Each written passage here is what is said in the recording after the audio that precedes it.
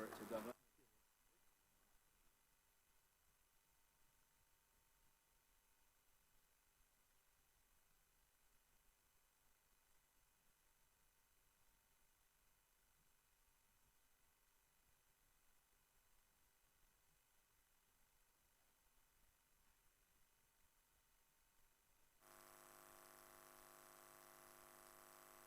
Good morning to all. This sitting is now resumed.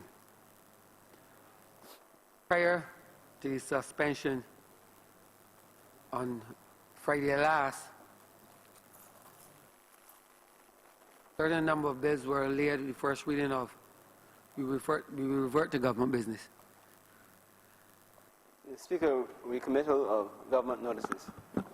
Honourable for City of Bridgetown.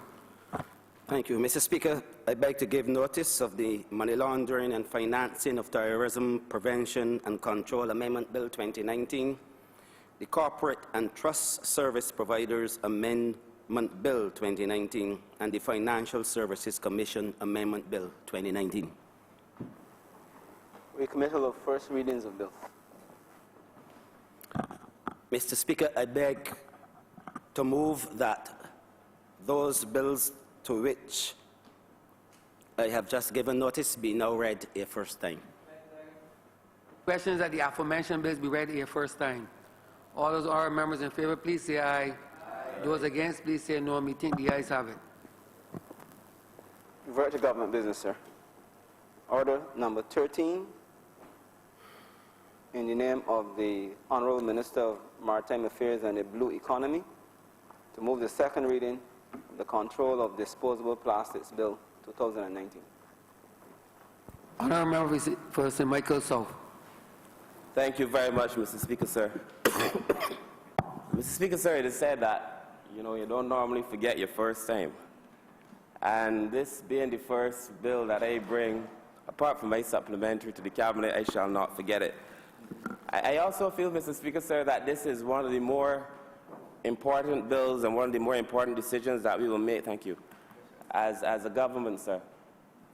And when we came to office, we promised to be a different kind of government, a value-driven government, sir, and that we would make some of the most difficult decisions because we felt they were in the interests of Barbados and of Barbadians, even if people did not fully appreciate the necessity for us to do so. But I believe, Mr. Speaker, sir, those who work with me in the ministry would tell you that I push, and I push very hard for the things that we believe as a government. And I want to thank, first of all, the staff in the ministry for doing the amount of work that they have done to bring this bill and the number of other bills that you will soon be seeing before this Parliament, sir, including bills pertaining to shipping, bills pertaining to fisheries, bills pertaining to our marine managed areas, bills pertaining to the islands that we are seeking to construct, and so on. But Mr. Speaker, sir, I feel that before I begin and speak specifically to plastics, that we must locate this conversation within a broader understanding of what we are seeking to do within the blue economy. And you will recall, sir, that it was around 2012 when a number of small island developing states determined for themselves that they wanted to be part of this climate change conversation. And a lot of the conversation on climate change focused on the green economy and those who had forests and so on, and most small island developing states like Barbados would not be in that conversation. But what we had, sir, even though we were small island states, were large, massive oceans. And in many cases, sir, as large coastal states, a lot of what is in the ocean remain underexplored, and in some cases unknown. There are people who are seeking to have conversations with Barbados about debt for nature swaps. And I asked them, what is this swap for? I need to know what is the value of the ocean space, what minerals are in the ocean, what fish is in the ocean, and so on. So we have to determine the value of that blue economy space, sir. But I like the genesis of the blue economy because this is a radical orientation. It says, as small island developing states, we are now ready to stand up for ourselves. And sir, we must now do two things at the same time. Thank you. We must protect the environment, sir, but we must also seek to produce from the environment at the same time. So we must preserve on the one hand, sir, and seek production on the other hand. And that is why you will see this legislation before this Parliament, because I believe it does both. It will help us protect the environment, Mr. Speaker, sir. But in a way, I believe it will be the beginning of new businesses, which I will speak to later, sir.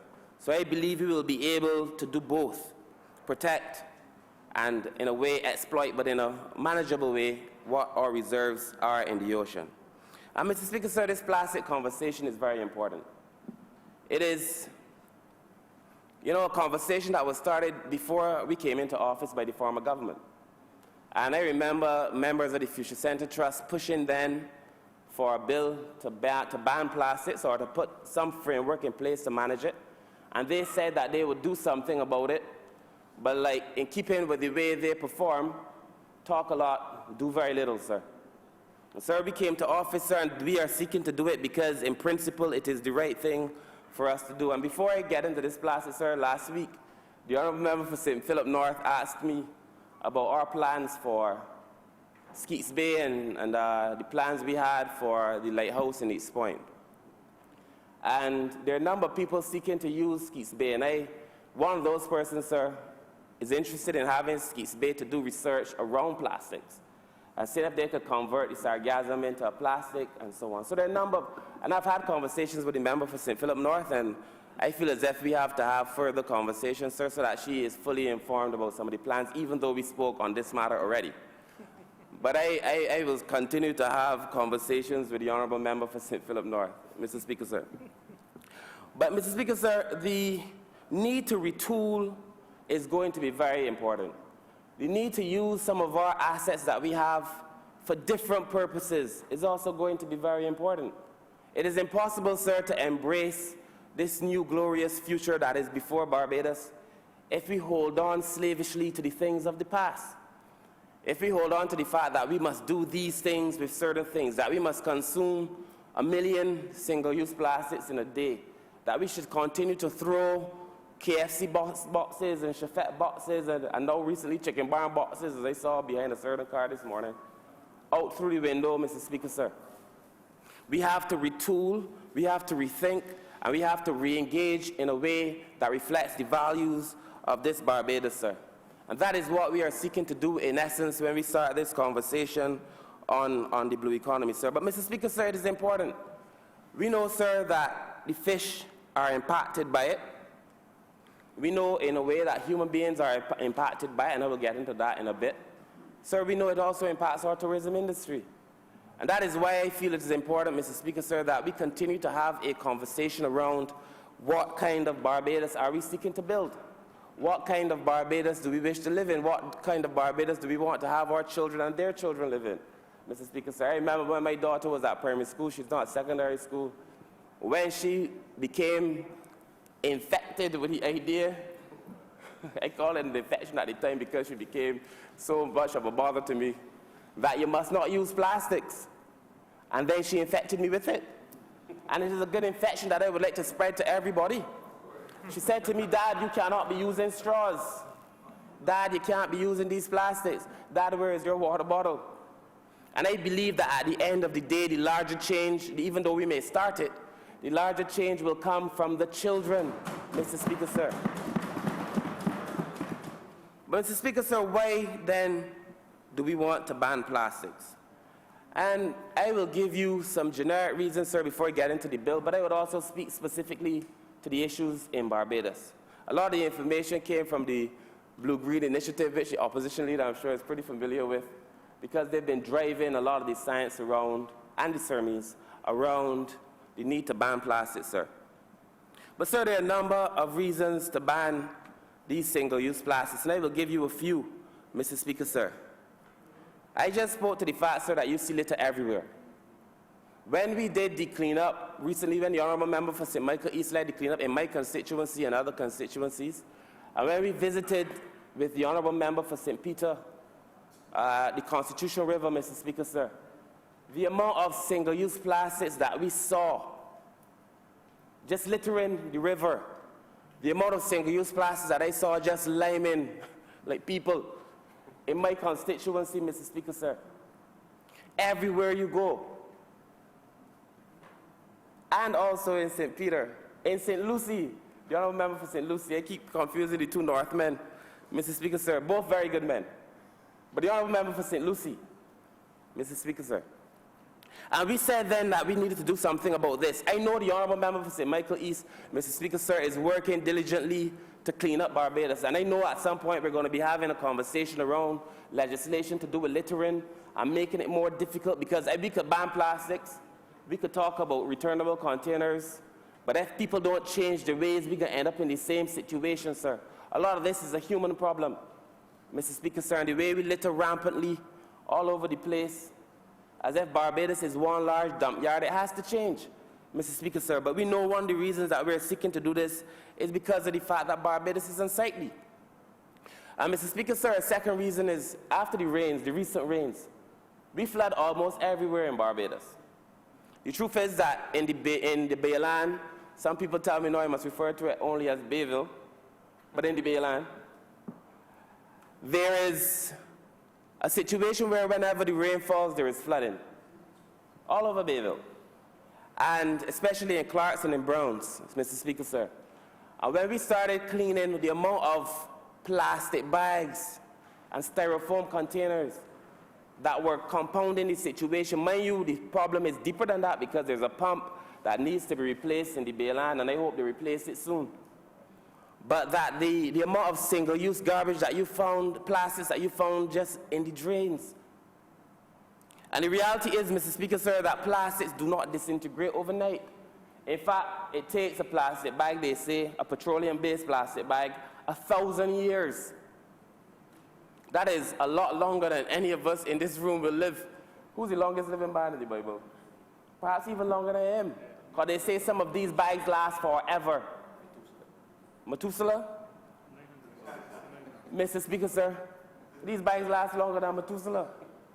So the reality is, sir, that we have to do something about the way we are doing business now, Mr. Speaker, sir, in Barbados.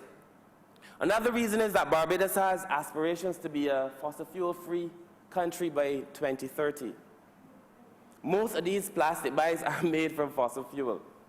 So the reality is that if that is our long-term aspiration, sir, it cannot be our long-term aspiration when our short-term issues for convenience is still perpetuating a model that is based on single-use plastics.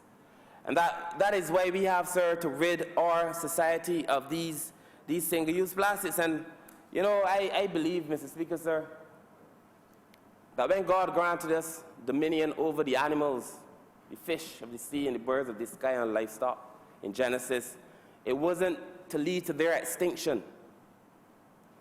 And that if you were to consider now the number of animals that are affected by the way human beings have chosen to live, Mr. Speaker, sir, the amount of birds that die because they consume plastic, the amount of turtles that are dying because of the fact that they, as a matter of fact, sir, the Sea Turtle Project posted a video in Barbados, many people would have seen it, of young turtles emerging beautifully from the sand. It was glorious to see. But some walking straight into bottles. And were it not for their presence at the time, those turtles would have died. Number of turtles having died. Some turtles emerging straight into plastic bags and dying, Mr. Speaker, sir, or some getting tangled up in the bottle containers, the plastics that you put on the six packs. It is deadly, Mr. Speaker, sir, twofold again, because I believe if we ban these things, it won't be here, but I also believe if human beings change their behavior, we wouldn't have to deal with these deadly consequences, sir. But human action causing consequences for the animals. And Mr. Speaker, sir, the Sea Turtle Project also posted a video of themselves when they were looking at the insides, I think it was of a young turtle. A number of plastics, sir. When you look at the intestines of a lot of these sea animals, these sea creatures, sir, they're filled with plastic. We are killing the animals of the sea. We are killing the birds of the sky, Mr. Speaker, sir. We were meant to share this earth, I believe, with the animals. And that we have to be careful, sir, that we do not, in seeking to do these things to give ourselves short-term pleasures, destroy a whole ecosystem and then destroy ourselves as part of the process. And I remain very concerned about it. And Mr. Speaker, sir, the sargassum seaweed recently brought the amberfish to Barbados, and Barbadians have taken a loving for this amber. I don't know if you've had any, Mr. Speaker, sir. It's a very sweet fish, actually. You know, there's a study done in Grenada recently that shows the amberfish has the most plastic of any fish. All these microplastics, sir. Perhaps that is the spice that makes the amberfish taste so nice, but it is not good, Mr. Speaker, sir. And that's the truth. And, sir, we have to be careful that in pursuing these short-term ends, we do not destroy an entire species. That is why I feel we need, sir, to bring an end to these single-use plastics. And many people say to me, Minister, well, what are the tourists going to use if you ban straws? Most tourists now don't expect to be given straws. I'm telling you, if you look at the tourism industry, as a matter of fact, in all fairness to the industry, they have led in many ways in this regard. A lot of the big hotels and smaller hotels and a lot of the guest houses now are offering alternative packaging for a lot of the things they use. A lot of the hotels are not offering straws, or they're offering the paper straws, and people complain that the straws don't last as long. Fair enough, but you don't need a straw. Some people have been offering straws that are made for multiple use, made of a stern material that could be used more than once. In some countries, and I believe in Barbados, at some point we have to have the conversation. People are looking at natural stalks of bush and using them as straws with minimal processing. And once you throw that back into the environment, as people will do, unfortunately, well, hopefully when we bring this stiff legislation, they don't, because sometimes they have to protect people from themselves. Those things will go back into an organic state, Mr. Speaker, sir, and continue to contribute to our sustainable livelihood, Mr. Speaker, sir. And I have a very big concern, of course, as it pertains to the reef and the damage that we're doing to the reef, not by the physical things that lay on the reef. Of course, those are a concern to me too. But, Mr. Speaker, sir, because all these things lead to the bleaching of the reef, which then contributes to the reef dying. And once the reef starts to die, Mr. Speaker, sir, it is a big problem for Barbados. Tourists come to see our reef. Our reef serves as a barrier between the waves and our coast, and then all the buildings that we have on the coast, Mr. Speaker, sir. So this is a big conversation. When people start comparing the cost, Mr. Speaker, sir, when people say things to me like, Minister, it cost me 20 cents more to get this container that you are using, I do not feel we're fairly comparing apples and apples. Because that may be 20 cents more than a styrofoam container, but when you look at the overall cost of continuing to use styrofoam, Mr. Speaker, sir, you're talking about significant cost, Mr. Speaker, sir. And we have a responsibility on our shoulders, Mr. Speaker, sir, to make this generation, this society better than the last. And hopefully our children will take it forward and make it even better as we go forward. But, Mr. Speaker, sir, we are not only killing the animals, the birds of the sky and the fish of the sea and the livestock. Invariably, Mr. Speaker, sir, human beings are killing human beings. I just mentioned to you, Mr. Speaker, sir, that these microplastics are ending up in the fish and that we are consuming the fish. Mr. Speaker, sir, that's a direct contribution to ill health. But, Mr. Speaker, sir, there are other issues too. In Singapore, very recently, very recently, there was a study done. And they looked at the microplastics that they found in their coast, Mr. Speaker, sir. And I don't have any reason to believe that Barbados is any different. Singapore may have a bigger plastic problem, and if we're not careful, we will get there too. But what is on the plastics in Singapore could possibly be on our plastics too. We need to do more, to do further study to verify. But what they found, Mr. Speaker, sir, in Singapore was that there were over 400 microbes and pathogens on these single-use plastics that were left on the coast.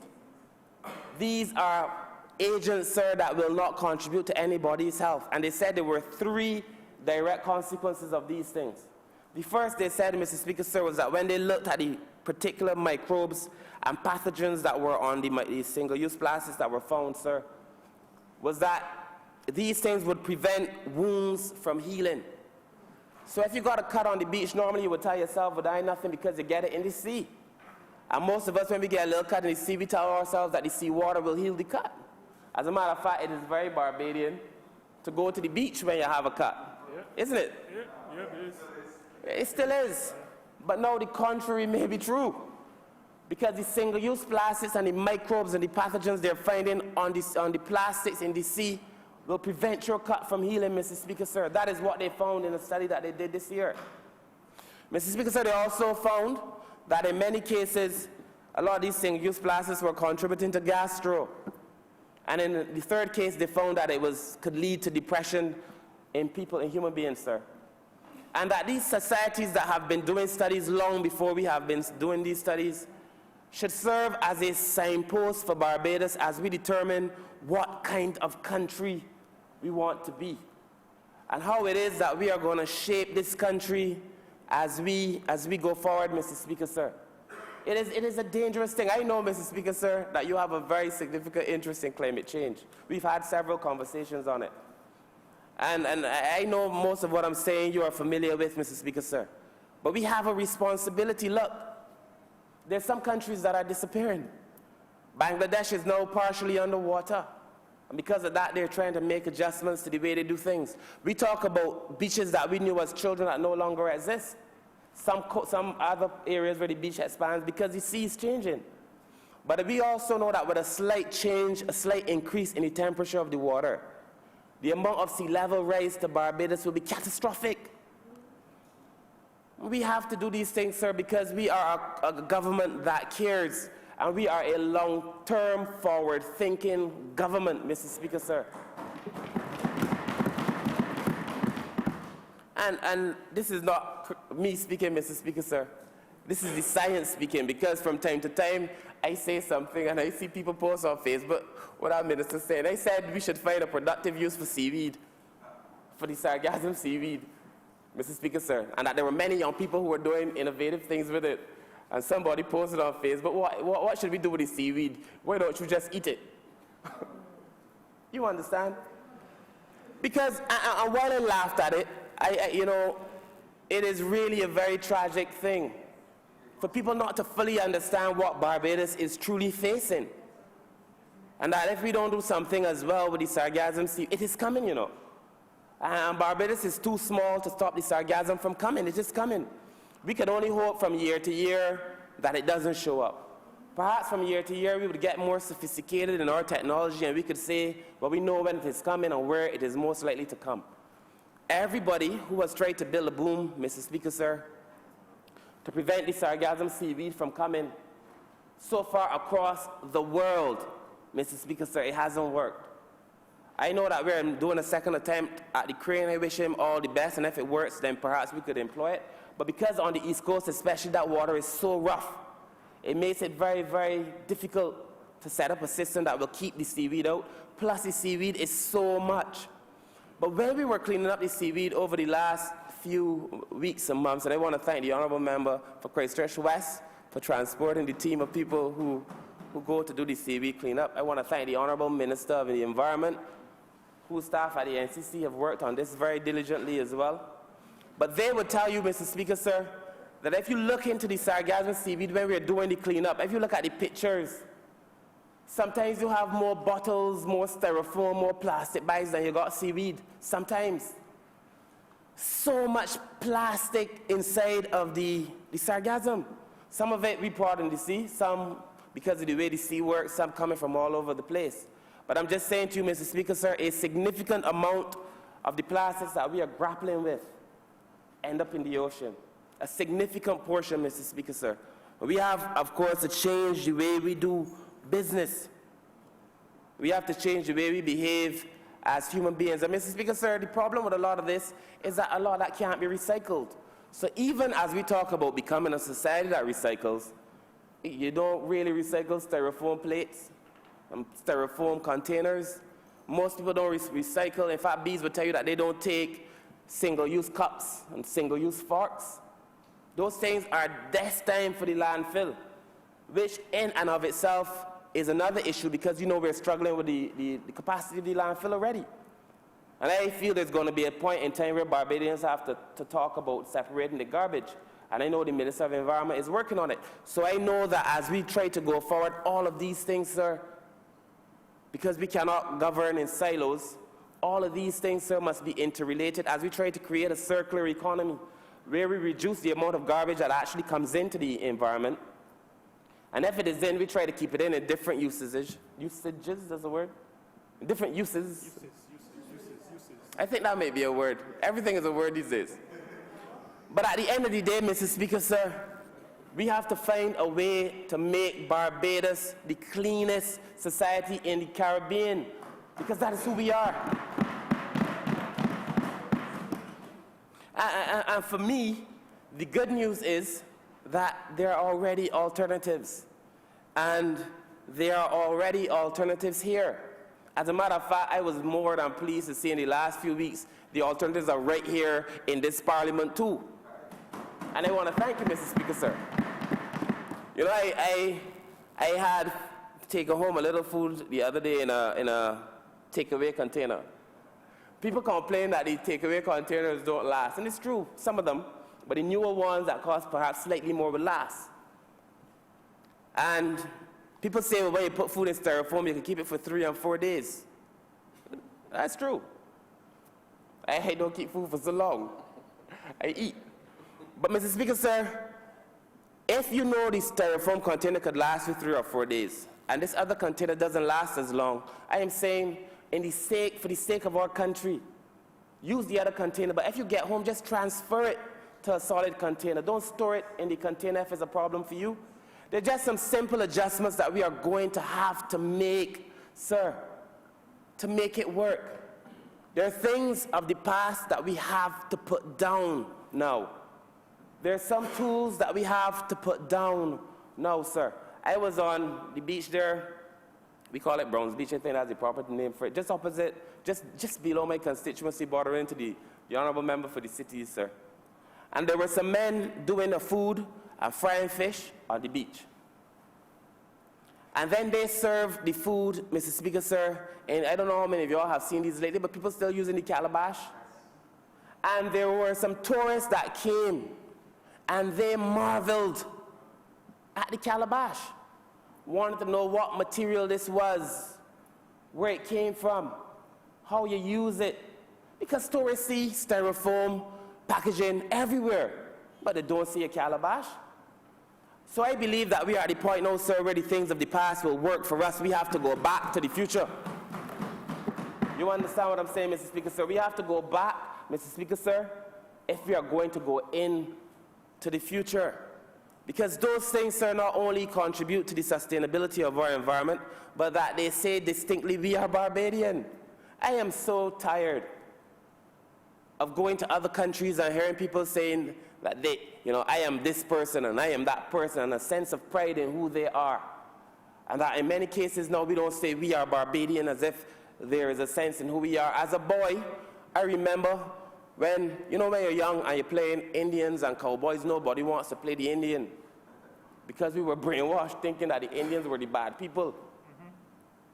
I remember as a boy, Mr. Speaker, sir, looking at the clothes that I would wear, me and my friends, so brainwashed. If a man has a shirt that says made in Barbados, nah man, your shirt ain't saying nothing, my shirt made in America. Because we were so brainwashed to believe that everything that is made outside of our country is better than what we can make here. It is a mental conditioning, sir, that we have to get over. I believe, Mr. Speaker, sir, that there are so many opportunities now for people to use innovative ways to do some of the things that we now seek to do. A number of young businesses, sir, are popping up all over the place. I will speak to a few later, but there are a number of young businesses who are using innovative ways to use these things that are a challenge to us. When we were in Kenya a few months ago for the Blue Economy Conference, first of all, you can't bring plastic bags into Kenya. But when we were there, they showed us a material that they made from a plant that grows there that they were using instead of the plastic bag. And that they didn't have it before the ban on plastics came. What's that saying? Necessity? Necessity is the mother of invention, Mr. Speaker, sir. So because they had to, they came up with a new strategy, and the bags that they made look good. I brought one. They look good and they're strong. Mr. Speaker, sir, it was given to me when I bought something, legitimately. But Mr. Speaker, sir, this is where we are, and I want to tell you, Mr. Speaker, sir, Barbados is is not alone in this venture. And even if we were alone, I am so committed to this cause, Mr. Speaker, sir, that I feel we would have gone alone anyhow. But Barbados is not alone, Mr. Speaker, sir. There are a number of reasons why many countries across the world have banned, and I just picked a few, but in Africa, Kenya, Mali, Uganda, Ethiopia, either in one way having banned completely, made an adjustment with plastic bags, either the bags have to be of a certain size or of a certain micron, which is the thickness of the bag, made adjustments in that you may have to pay a little 10 cents or a tax if you use a plastic bag. All over the world, different countries are doing different things in an effort to reduce the amount of single-use plastics that are being used. And in Europe, Mr. Speaker, sir, Denmark, the EU said that they want to have a 95% drop in plastics by the end of this year. I mean, everybody, England, Italy, Wales, all over the world, people are taking seriously to this issue because they realize the dastardly effects of it all.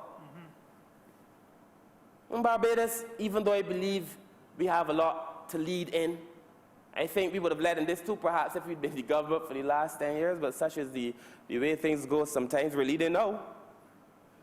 But that in the Caribbean, Mr. Speaker, sir, Aruba, Turks and Caicos, the Bahamas, Anguilla, St. Vincent, Dominica, Grenada, Jamaica, Antigua, if I haven't said so before. A number of Caribbean islands, Mr. Speaker, sir, one way or the other, trying to adjust their relationship with plastics because they know. And I had the honor of speaking to a senior member of the government of Antigua when they introduced their ban, and they had the same concerns. Everybody had the same concerns. What are we supposed to use? What are we supposed to put the food in? The bottoms don't last as long. And he told me that the position that the government took was eventually people will get accustomed to it. I don't want to be like that, Mr. Speaker, sir. I feel like we're going to talk people through it, but that we have to be committed to cause. And if I can borrow a phrase from the Prime Minister that makes a lot of sense, sir, we have to stay the course. And that is who we are. And all of us, sir, all of us affected by climate change. I said recently, Mr. Speaker, sir, that, I think I said it in the budget debate, that the information reaching us now is that because the poles are melting both on the south and the north pole, the glaciers are melting, and those waters become cooler. Fish are migrating to the cooler waters away from Caribbean waters. So as the climate changes, we're finding less and less fish. Why? Because climate change is having a negative impact on Caribbean societies. And it gives us the opportunity, sir, to stand up to the world and say, look, this is who we are, this is what we are doing. But at the same time, notwithstanding our major efforts, we are not prospering because the major countries in the world, sir, are the ones who contribute mostly to climate change. But it gives us the moral authority to speak and to say that we are serious about what we are doing. So why, I think, is this ban important specifically for Barbados? I, sir, note that the global amount of plastic bags for packaging use is 78 million tons. Some say it is more. I'm using, for all these figures I will use are conservative. Some say it is more, $198 billion. $198 billion a year industry. Mr. Speaker, sir, of that, less than 5% recycled. So you're talking about 188 billion of it that ends up in the ocean, the landfill, the gutters. Sir, it is a serious, serious problem. And we calculate that in Barbados, sir, the single-use plastics and packaging are about a $5 million value based on what comes into the country. And that if we were to be able to reuse some of these plastics, we would save a significant amount of money. So here's the plan, Mr. Speaker, sir. I believe that all Barbadians should have 1 or 2 reusable plastic bags. Maybe that they get for free. Maybe Massey will be kind enough to join into this cause. Maybe the government. But that they start out with 1 or 2 bags so that every time they go to the supermarket, instead of having to buy the bag, as is the case now, for $1.99, you carry the bag that you were given. The initial cost may be a few dollars, but that in saving the amount of, because plastic bags cost too, and you keep those bags for a year, the savings to the country would be phenomenal, Mr. Speaker, sir. We calculate that in the first year, on bags alone, you're talking about nearly $6 million, if you estimate that a plastic bag is at 10 cents. And I will show you the math in a second. But, Mr. Speaker, sir, these are some of the things that we have to do. And that if we are able to create proper homegrown industries, proper homegrown industries, to make an organic or a bio-based bag, sir. And there is now a conversation around whether we should use these oxo-degradable, some say oxo-biodegradable, which is when you have a plastic bag made from a petrol base, and some people offer an additive.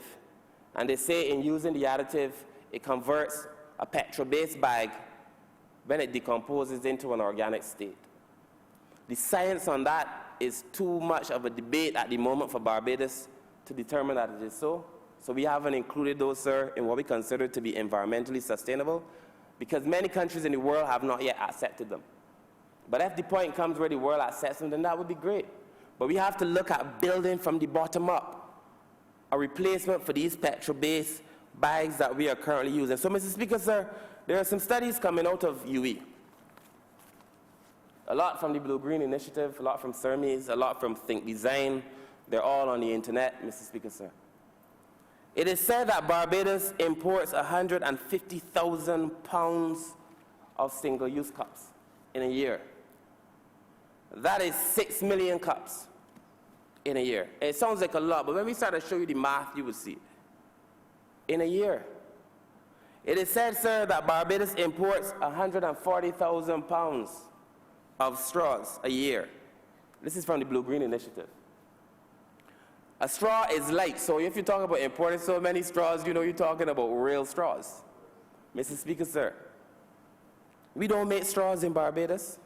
That's like 100 million straws. And it could easily be so, because when you go, you get a bag of straws, a box of straws with 1,000 straws easily.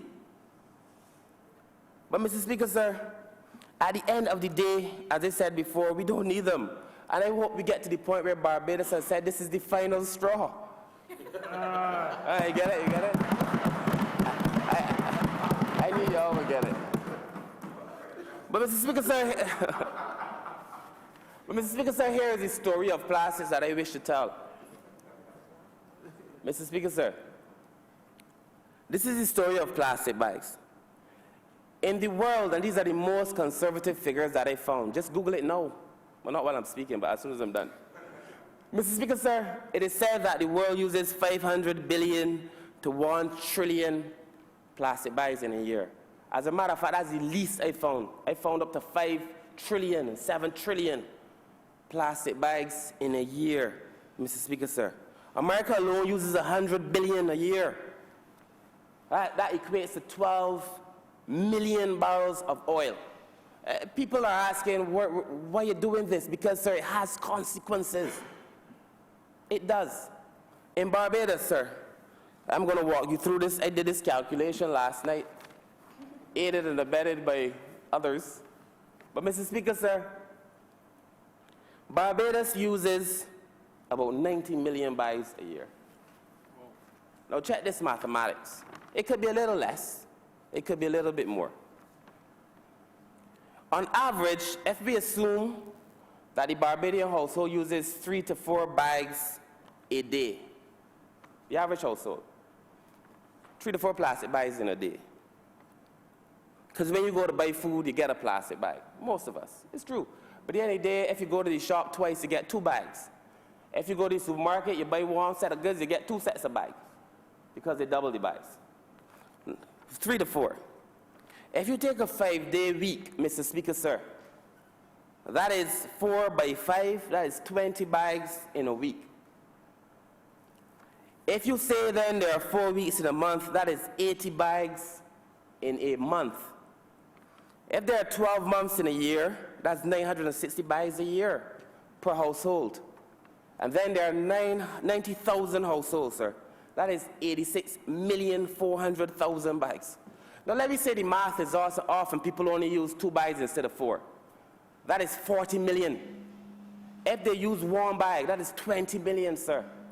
So no matter how you do the math, Barbadians are using millions of bags in a year, Mr. Speaker, sir, and it only looks so. And that the fact is, as I said earlier, most of these bags are not going to any recycler, or they don't recycle these bags.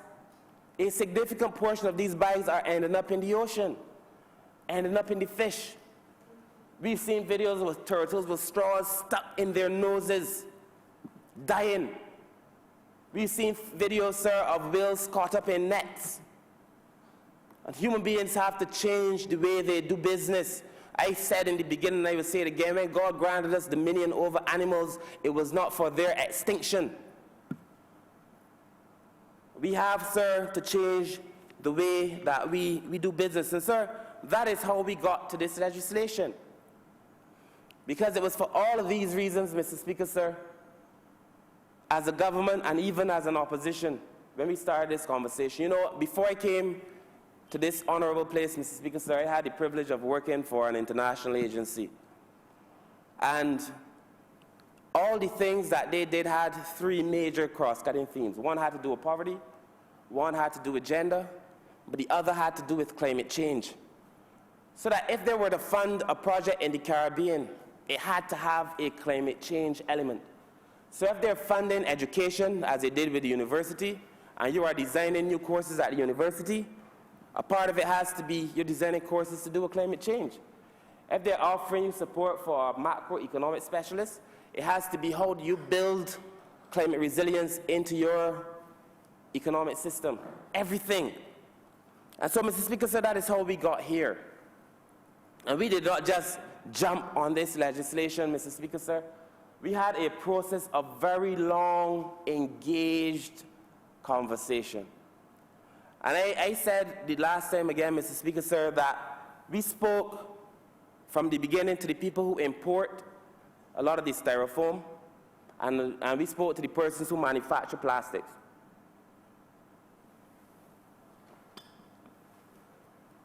And we had very intense and interesting conversation. And in fact, as a government, we changed our position. Because when we started talking, and we did not announce it to the world, but when we started our first set of conversations with the environmentalists started in July. We started talking to the others in September, early September, with a view to banning single-use plastics on January 1st. They said to me, Minister, we can't do it on January 1st. We need 6 months to get rid of our stock. That took us to the end of March. So then we said April 1st, Mr. Speaker, sir, on their suggestion. So when we determined that we were going to ban on April 1st, it wasn't because the date was plucked out of the air. It was not an April Fool's joke. It was that those whom we met with said that this is enough time to give them to get rid of their stock. And that is why we had the date. Unfortunately, they weren't able to meet the date, and we've now extended the date of the ban until the first day in July. So you have now April, May, and June to get rid of your stock. And one of the things that drove that decision, Mr. Speaker, sir, I must tell you, it wasn't even so much the importers. It wasn't even so much the wholesalers, even though I understood their issues and their pain. It was really the vendors. Because the vendors, in some ways, felt left out of the conversation. That's why we're having a meeting with them next week. But the vendors also said that in dealing sometimes with some of the suppliers, they did not have the right information, and they felt that they could sell styrofoam after the date, and so they bought extra. Now I could not sleep comfortably knowing that somebody who's out there trying to feed their children and genuinely bought something that they thought was a deal is now stuck on them. And that was the conversation that the Prime Minister and I had. That's the conversation I had with my colleagues, sir.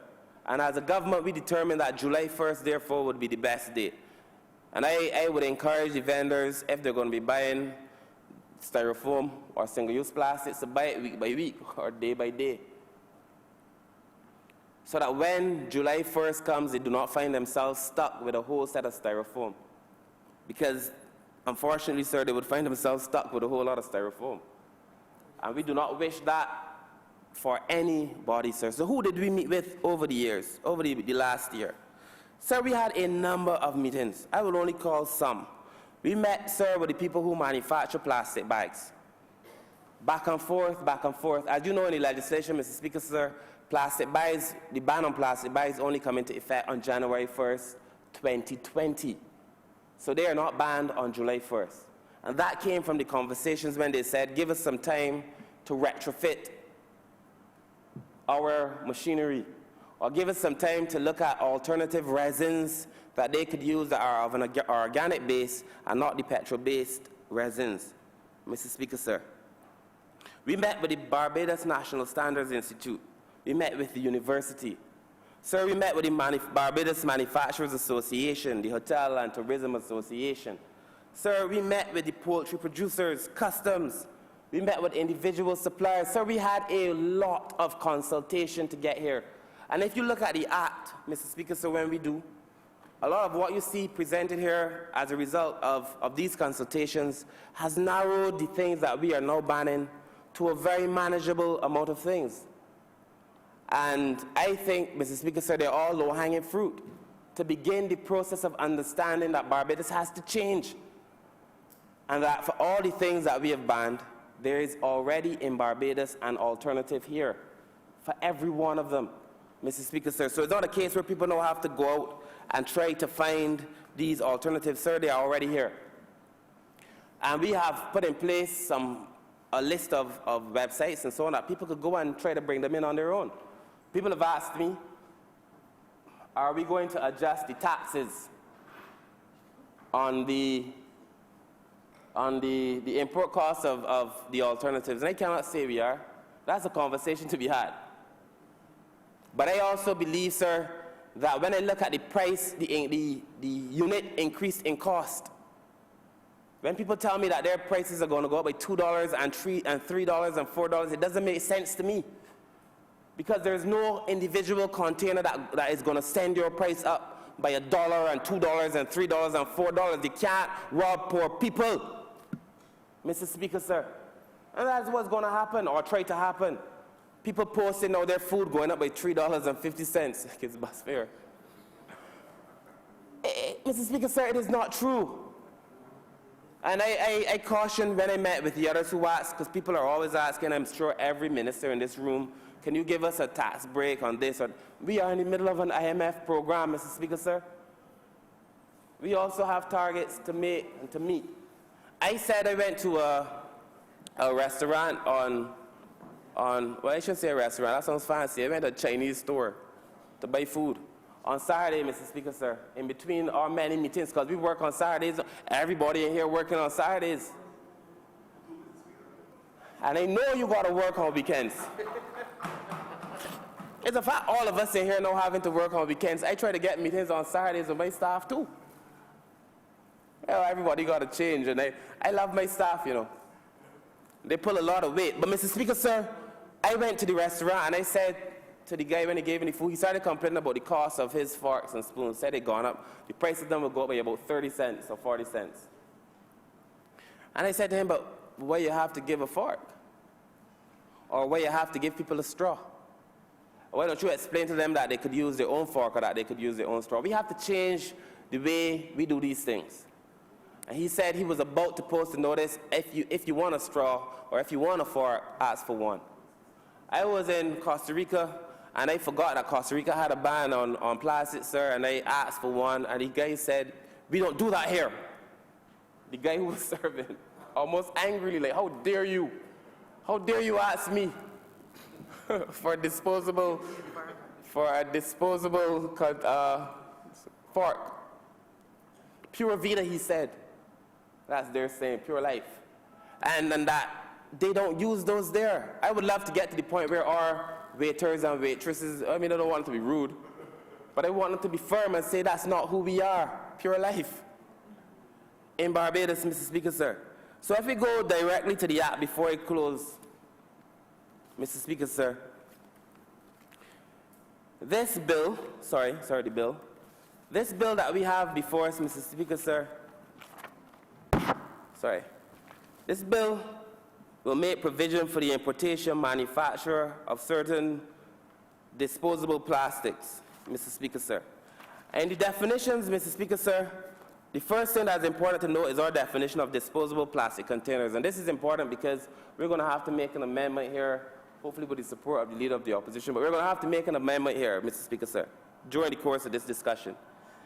Disposable plastic containers means containers made partially or totally of petroleum-based resins and intended to be used only once and then discarded.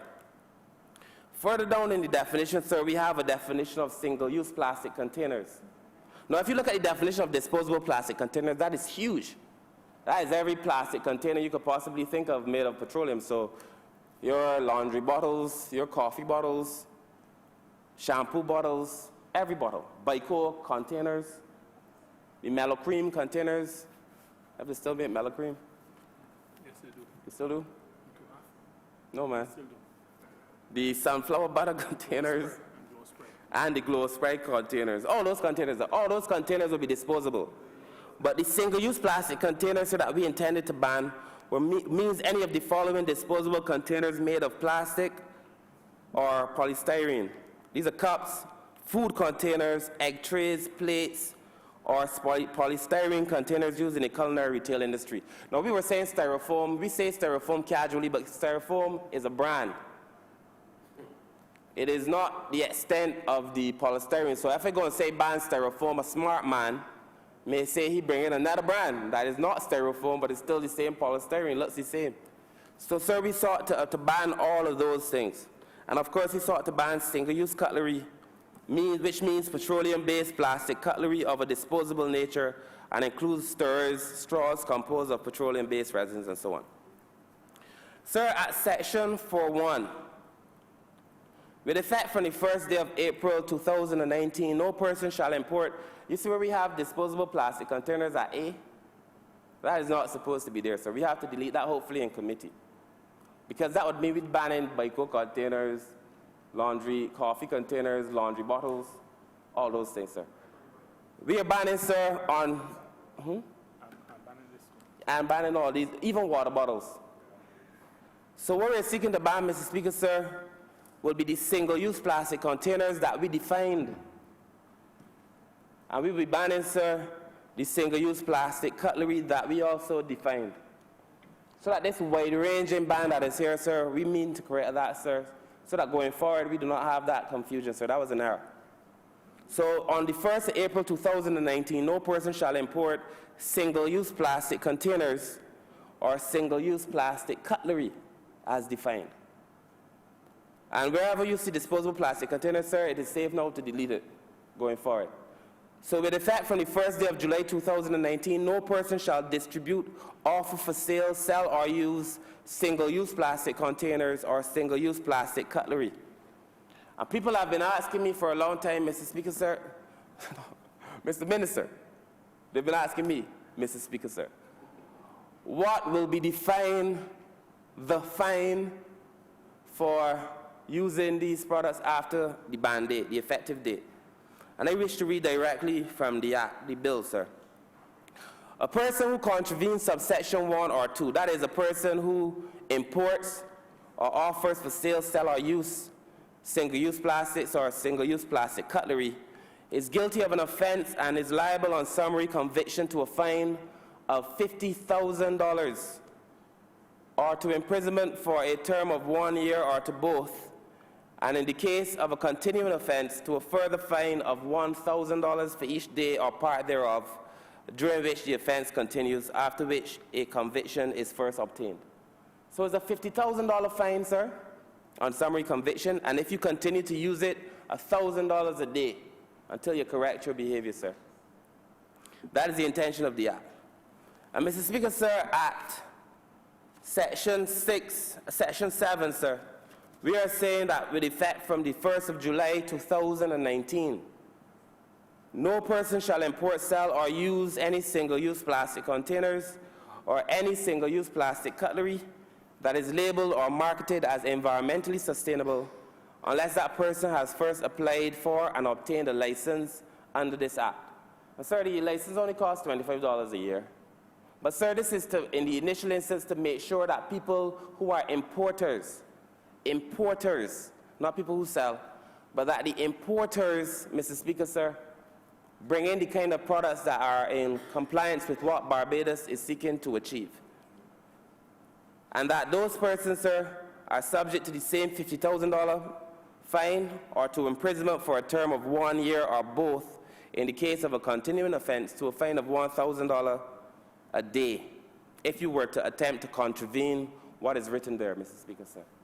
So we have taken very seriously, Mr. Speaker, sir, our duty in relation to what we are seeking to achieve as a country. At Section 8, Mr. Speaker, sir, you will see that the Barbados National Standards Institute has been asked to govern in relation to, in conjunction with us, govern the importation of single-use plastics and to make sure that what people say is environmentally sustainable is actually environmentally sustainable. We're just trying to make sure that people do not try to trick the system for all of the reasons, sir, the many reasons that I listed when I first began. And again, the fine is $50,000 on summary conviction or imprisonment to a term of 1 year or $1,000 a day for every day or part thereof which the offense continues, after which a conviction is first obtained. And sir, then we are having a committee set up in place, sir, and this committee will not be a political committee, because for this thing to work, you need to have people who are passionate about the environment. And sir, this will be made up of a lot of people from the NGO sector and so on, of course some government representation, persons in the public service, sir. But it has to be a committee, sir, that looks after a lot of these issues to address, monitor, and develop plastic pollution prevention programs, formulate and implement strategies and programs to educate the public on the pollution created by plastic, sir. And then, Mr. Speaker, sir, the last thing I wish to address in this bill is as it relates to the list of exempted bags and disposable polystyrene containers. Mr. Speaker, sir, in the first schedule, you will see a list of things that are not subject to the ban on importation and ban on use. And I suspect, sir, as the conversation unfolds over the next few days and few weeks, we may have to add items to this. This is not exhaustive, but we have to start the conversation, sir, and we have to start somewhere. So here you would find, sir, a list of things including a plastic bag designed for package and retail specifically for the disposal of waste from households, public places, business places, offices, or industrial plants. Those are garbage bags, sir. And some of our local manufacturers, sir, will be encouraged to make those bags specifically for the use of garbage. And we might have to define that, sir, as the amount of microns in a bag, the size of the bag, as they did in Jamaica, so that you have to have at least 50 microns in a bag, which makes it a thicker bag, or a certain size of bag, Mr. Speaker, sir. A plastic bag or disposable polystyrene container or item for pharmaceutical dispensing or any other medical use. So anything to do with medicine, anything to do with pharmaceuticals, sir, we're not touching, of course. A plastic bag or plastic wrap designed for the storage of agricultural products. The Honourable Minister of Agriculture will be pleased to see that. A plastic bag that is manufactured here, but for export. And a number of the manufacturers who are here who make plastic bags told us that they do a significant share of their business overseas. So they can make them here, they just can't use them here. They can make them, sir, and export them. A plastic bag or plastic wrap used for perishables or for the preservation of food. A plastic straw, sir, that is attached to a Tetra box. And those will be like the small Pine Hill dairy juices and so on. Because all over the world in Europe, they're still grappling with what are we going to do with these Tetra boxes. And if the world hasn't solved it, we are not in a position to solve it. But when the world finds a solution, we would also add those to the things that are banned. But for now, the Pine Hill dairy straws on those boxes and so on, those are not banned. And then lastly, sir, a tray made of polystyrene used for the packaging of fresh meat, which is what we got from the chicken producers. They said to us, and the truth is, Mr. Speaker, sir, I had no idea, but there are many 40-foot containers, 20-foot containers that come into Barbados just carrying those trays. And they said to us that the reason they need the trays is because for fresh meat, they are the best thing to put the fresh meat on in terms of preventing the blood, I suppose, from entering into the packaging and just for keeping the chicken clean and healthy. but that we know now because we've been studying it, there are other solutions. Some have told me they're looking at using a PET plastic, which could be recycled, sir. Because at the end of the day, sir, we want Barbados to be a circular economy. So if you could recycle the tray, then we're okay with that. But we do not want to have the plastic, the styrofoam trays, the polystyrene trays. But for now, sir, we would allow the trays. So in essence, Mr. Speaker, sir, that is the nature of what we have before us. And as I said before, we will seek in committee to correct the error in relation to all disposable plastics, which would be a massive, massive undertaking. And as I close, Mr. Speaker, sir, it is important for us to realize and to appreciate the kind of country that we want to be. I have said in this forum here and others that Barbados has to be a value-driven country. Now, I've listed for you a number of reasons in relation to health, sir. I've listed reasons both for humans and animals and fish and birds and everything. I've outlined, sir, a number of reasons as it pertains to our own health as humans. I've gone through the cost, Mr. Speaker, sir, the amount of plastics that are consumed in Barbados in any 1 year. Mr. Speaker, sir, these are significant things, but above all of these, I believe the single most important reason for us is that Barbados has to be a value-driven country that stands up as a beacon of light in the world and says, this is who we are. And that has to be the story of Barbados, sir. That has to be the story that is told of who we are, Mr. Speaker, sir. And I look forward, Mr. Speaker, sir, in conjunction with the Ministry of the Environment, in making sure that we are able to execute this, Mr. Speaker, sir. And I have had the pleasure of working very closely with the Minister of the Environment, and I know, Mr. Speaker, sir, that we will be able to achieve it. And there are a number of other things. I am so excited by the amount of things that I know are coming to this Parliament, and that I know are coming to Barbados, sir, that will make Barbados a clean, healthy, plastic-free, recycling-focused kind of country. And we could stand up to the rest of the world and say, Barbados has not only declared that it intends to be fossil fuel-free by 2030, but that Barbados is making sure that it stays the course in relation to making sure that all Barbadians are healthy and that Barbados stands for something. And I have confidence, sir, that once we continue the education program, which we will intensify over the next 3 months, the PR program, the meetings of the schools and so on, that Barbadians will all join in on this cause, sir, to make Barbados a healthy, happy place to live.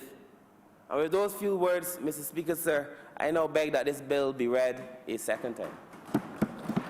Thank you, Senator.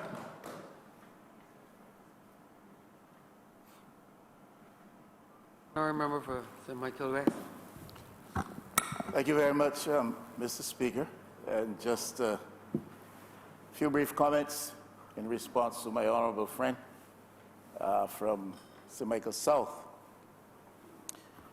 I want to commend him for being bold enough to lead in this initiative.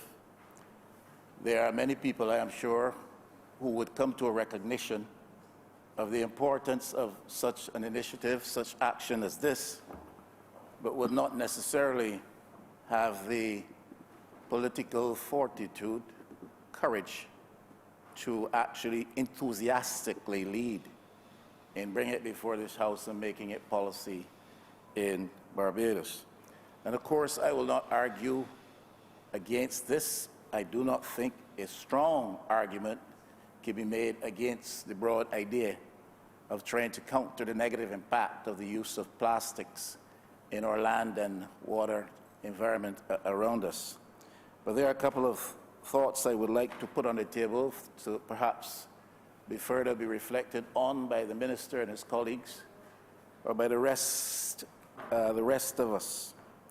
Now, the issue that we're dealing with here, or trying to address here, may very well go beyond the fact of the use of plastics. And in fact, I think it is better located in the whole issue of how we manage waste disposal in Barbados.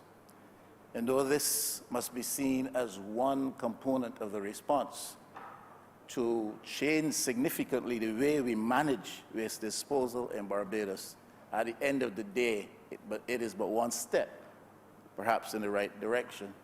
Therefore, I'm saying that the larger issue still exists of managing the disposal of public waste in Barbados. Now, that is something that has become mired in controversy in certain respects. It is a matter that has become allegedly the subject of corruption in Barbados as well.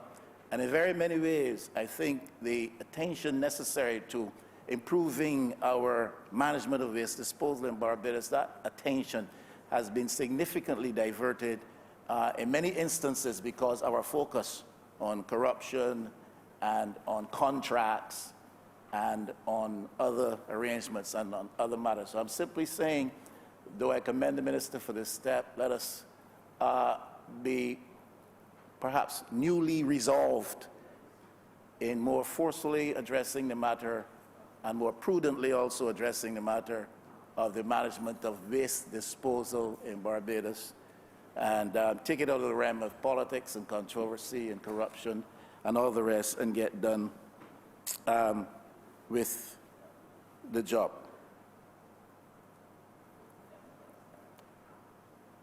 Mr. Speaker, this will have an impact on employment to a certain extent. And if the minister is as thorough a person in his thought processes, as I am sure that he is, this would be a matter which would have come to his reflection. Didn't address it in his presentation, but I'm sure it is not lost to his consideration. There are people who are involved in enterprises whose main business relates to the use of plastics, and this ban and the breadth of it will have implications for them going forward and their jobs. Some of them have been working in this area for 30 and 35 and close to 40 years.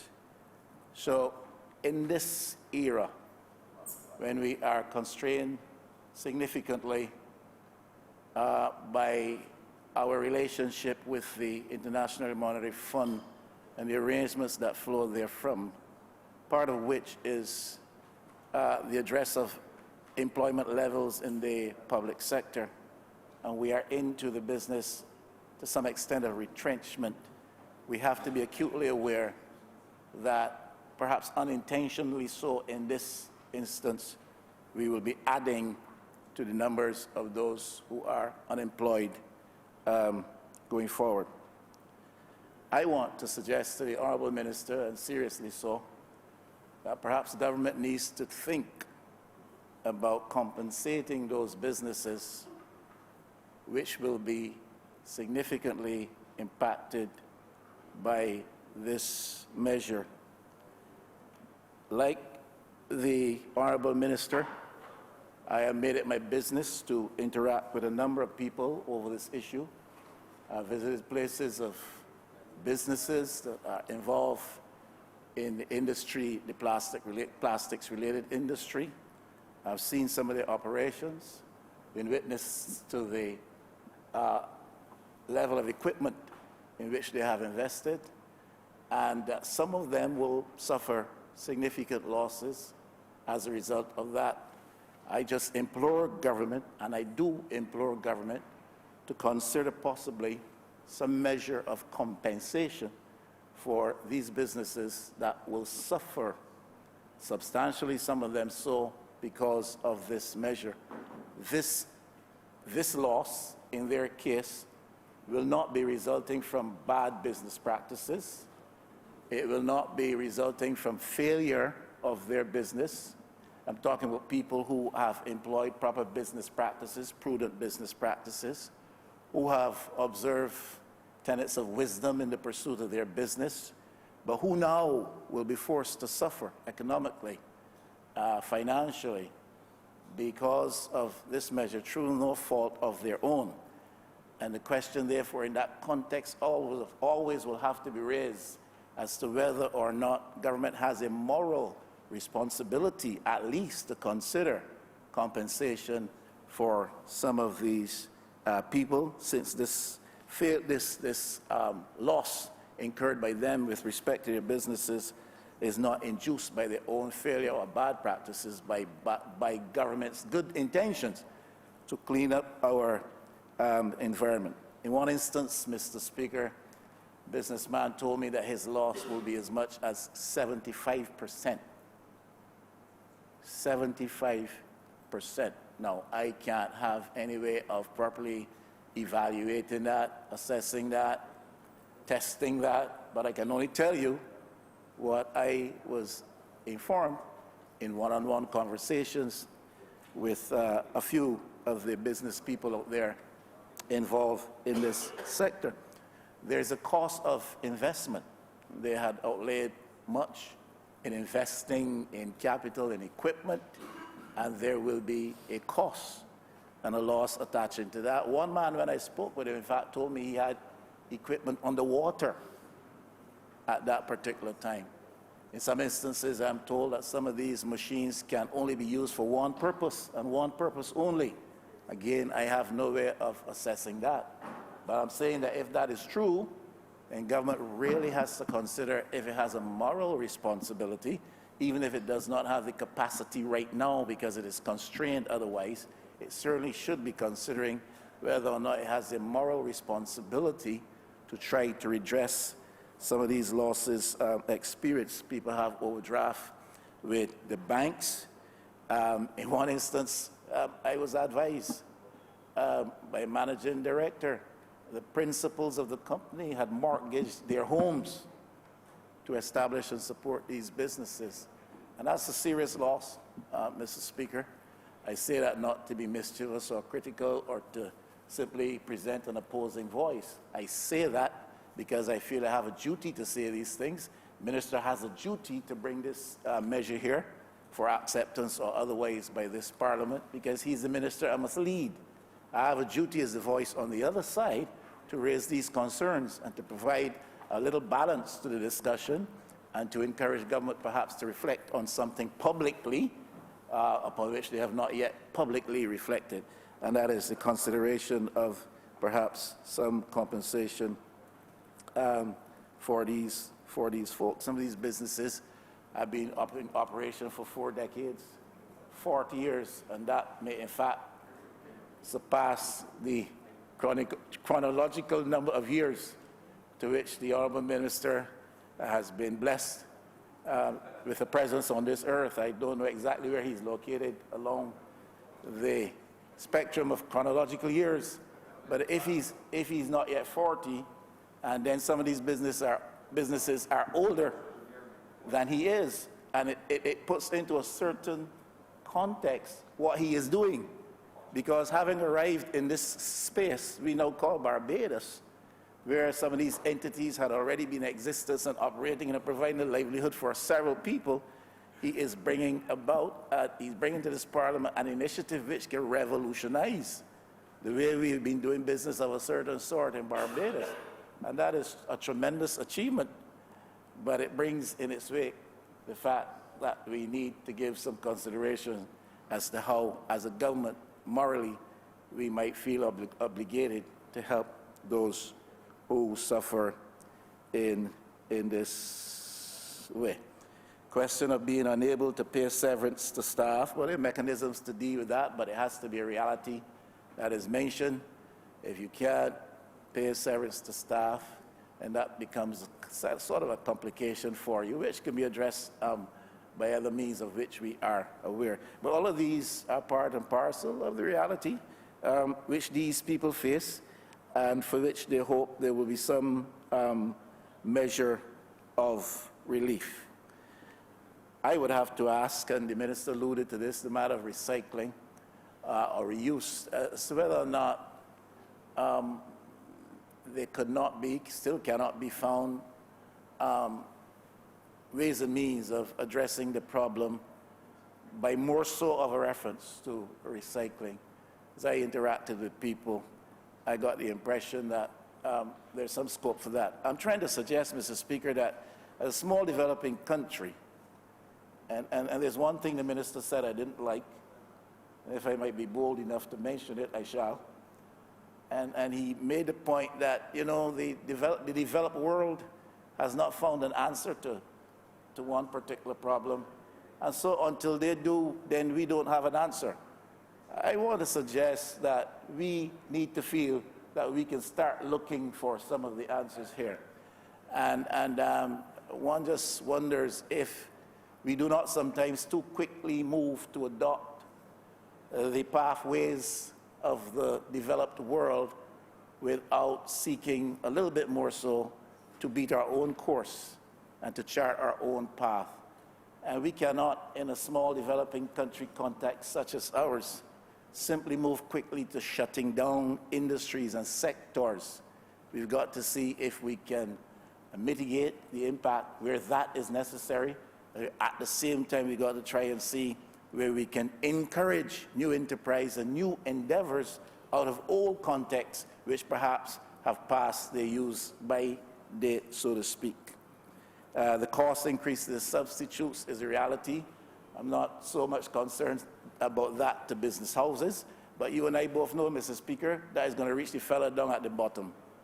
And the cost of substitutes to vendors is where my concern is to be located. And that's a reality, but I appreciate the paradigm that the minister shared, the Honourable Minister shared with us. There's going to be a cost to be paid anyhow. And if the cost is not paid in that instance at that level, eventually all of us perhaps end up paying a higher cost. Now that can be appreciated, but it does not dismiss the reality of a fella down the road trying to sell something every day to feed his 2-3 children and to support his girl. And that cost is going to go up. And that is a reality to which he will have to treat. This measure helps us broadly, but hurts him specifically and individually, and that is the tension that sometimes we have to try and ameliorate, or the tension sometimes which we have to try and address. I disagree strenuously with the Honourable Member and the proposals in the measure with respect to fines. I think the fines should be hefty, but I think that those hefty fines should apply to importers, manufacturers. I think those hefty fines of $50,000 should not be applying to the fellow down the road as selling. I see sellers are captured in here, and my understanding is correct. I think you should have a differential between the fines you apply to a fellow who imports and manufacturers. And leave that $50,000, you have prison attached to it as an alternative, but certainly you should not be looking to imprison a fellow from down the road for giving your brother his food in a styrofoam package. If he does, must be some other way of penalizing that without criminalizing him. And certainly $50,000 is far too excessive with respect to a fella in that kind of a vendor context. Those very few and brief considerations I put on the table for the reflection of my honourable friend. And with that, I leave you. Honourable Member for Christchurch West Central. Mr. Speaker, sir, thank you. I want to congratulate the Member of Parliament, certainly for St. Michael South, and certainly what they would consider a sedulous presentation. I think that he said it was his first bill, and I know he enjoyed it just as much as he would enjoy the first of many things in his life. But, Mr. Speaker, the reality is that as I speak today, Mr. Speaker, this country is faced with a scourge of crime and violence. And it is really causing a lot of adverse effects in this country. But there's another scourge, and it's the scourge of plastics. And in the same way, Mr. Speaker, that I know the AG will do his best to try to wrestle and lock up that crime and violence, the minister responsible for the blue economy and maritime certainly will do the same to a damning problem called plastics in this country. And I want to congratulate him for the measures that he certainly brought to this August chamber. But, Mr. Speaker, and I also want to tell him that his compassion certainly and the consideration to persons, the manufacturers, and those persons involved in this industry, I think that you have to congratulate him for giving them that extension. And the fact that he's still allowing those persons to not only manufacture, but to manufacture and sell overseas. And I think that this speaks volumes for the type of consideration that the minister certainly made. And we have to look, Mr. Speaker, in this country at ways to making sure that we protect our environment, that which is ours. And, Mr. Speaker, the manufacturers and persons involved in the industry, I have voiced them today. Look at indigenous ways, because when you're back against the wall, Mr. Speaker, that is the time where your innovative spirit comes to the fore. That is the time where you can use young people and their creativity to work in this same industry so we can have alternatives. That is all the minister is saying. Let us have a conversation about those alternatives and how we can use them instead of the single-use plastic containers. That is the reality. Because, like in anything else, if the risk outweighs the benefits, then it really and truly don't make no sense. And old Trinidad, because I saw someone say, what? Sweeten the goat mouth, burn the bum. I am saying that plastics will burn, in a metaphorical way, the bum-bums of a lot of Barbadians. When you look at the adverse effect, not only to the environment, our water supply, and certainly our air, but to the hydrosphere-based people all the time. And, Mr. Speaker, sir, when you look at the manufacturers and the alternatives, you heard about the calabash from the minister. There's the coconut shell that I see persons on the beach drinking out of. Those are the things that we have to look at now as alternatives. And we recognize that the biodegradable containers that are being produced, I took home food and one the other night, and it was a little soft. But these are the things that we will be faced with. We will tweak as we go along, and this will give the manufacturers the spirit to go after producing other alternatives and making sure they get a product, a hardened product that works.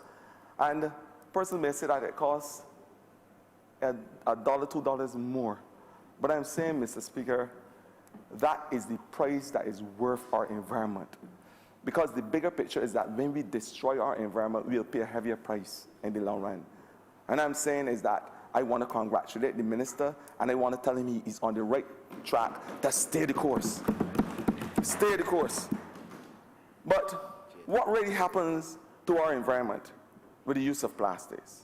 It is no secret, Mr. Speaker, that the dioxins, and a third of all plastics, a third, and I want you to listen to the figures carefully, Mr. Speaker, a third of all plastics in the world end up in our land environment, our ecosystems, a third.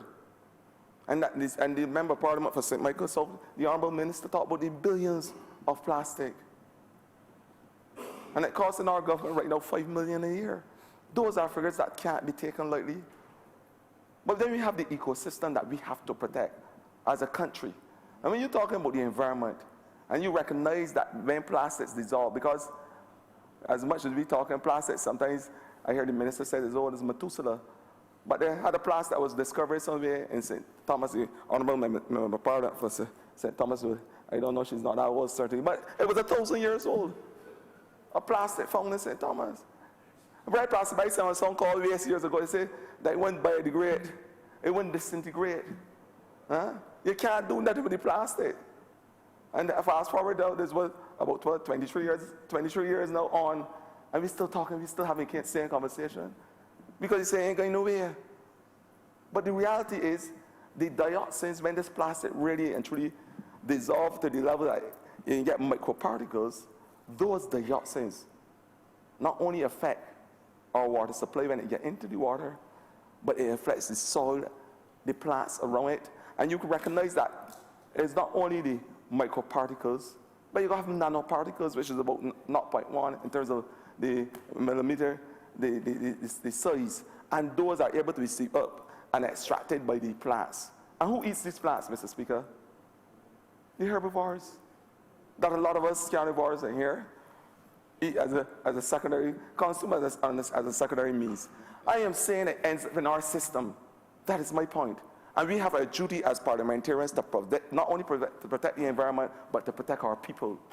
Any plan that involves sustainable development, and if you're serious about it, you have to look at protecting your people. And I'm saying when persons ingest these dioxins from a secondary base, what happens is that you recognize that there are a lot of cancers, a lot of hormonal abnormalities that we are exposed, that we are finding nowadays.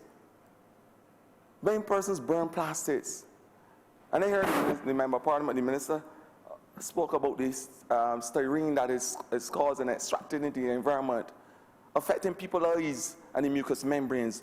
This is not only the environmental hazards that we have to be faced with, but the health hazards as well.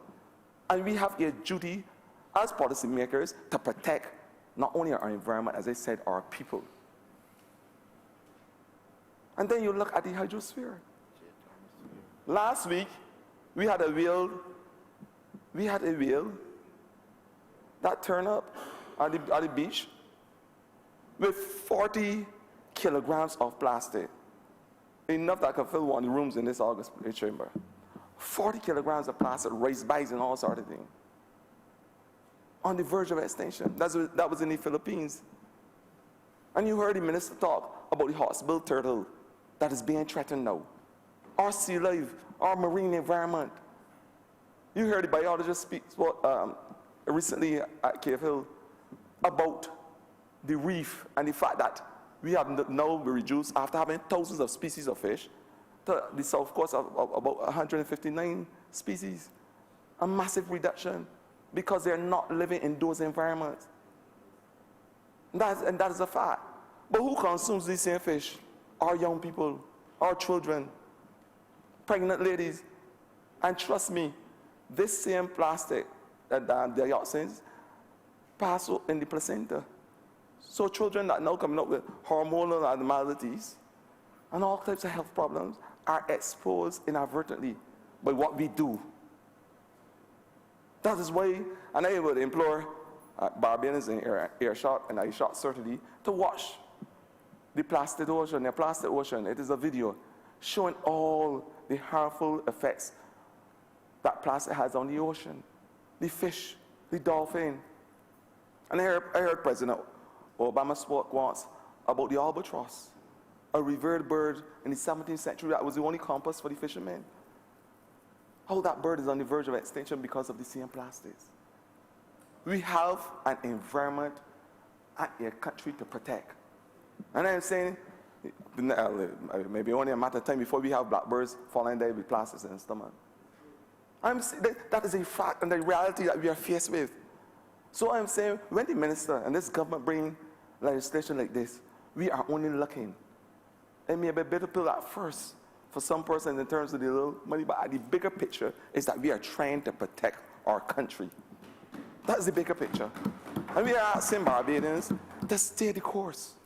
Understand that we have your back and we have your interests and your children's interests at heart and the future of this country at heart. And you know, Mr. Speaker, you go, and we had flooding only last year. Some people blame it on Hurricane Kurt. I already said in this chamber that Kurt will bring to the good people of St. Michael South good tidings of great joy. That's all Hurricane Kurt brought. But the reality with the flooding is that a lot of our wells in our drainage system were clogged up with plastics, tons of plastic. And then I'm sure a lot of our member parliaments, I saw the Honourable Minister responsible for finance and environment, the Minister for Christchurch East Central, and boots up to his knees when I had the flooding and water. A lot of plastic in the drainage. It is not only a problem in terms of the environment. And you will hear people complain, and the environmentalists talk about the plastics being a haven for mosquitoes and rodents and vermin. The problems are wide-ranging, Mr. Speaker. It is high time we bite the bullet In other words, I may not be using, it might be correct to use that term right now. It's time we bite the bullet and rid this country. And he's not saying all the plastics, he's saying single-use plastics and styrofoam containers. Barbados is far behind because other countries have really progressed with this exercise. And this is where the world is going, recognizing that plastic is causing a lot of harmful effects on our countries. And not only harmful effect, but it's going to cost our purse as well. Because when the children and persons in Barbados become sick, where they end up? In the hospital, a strain on the health system. I'm sure many persons can't get a flying fishing dolphin because they die in the ocean. You will understand what happens to a whole industry called the fishing industry. You don't have to be a rocket scientist. Plastic is a big problem, Mr. Speaker. And this government will do every single thing to ensure we protect our people. And all we are asking Barbadians to do is to stay the course. We have your back. We are looking after the environment. We have to protect our water supply. If the Minister of Water, responsible for water, was here, he would tell me that there's a serious problem.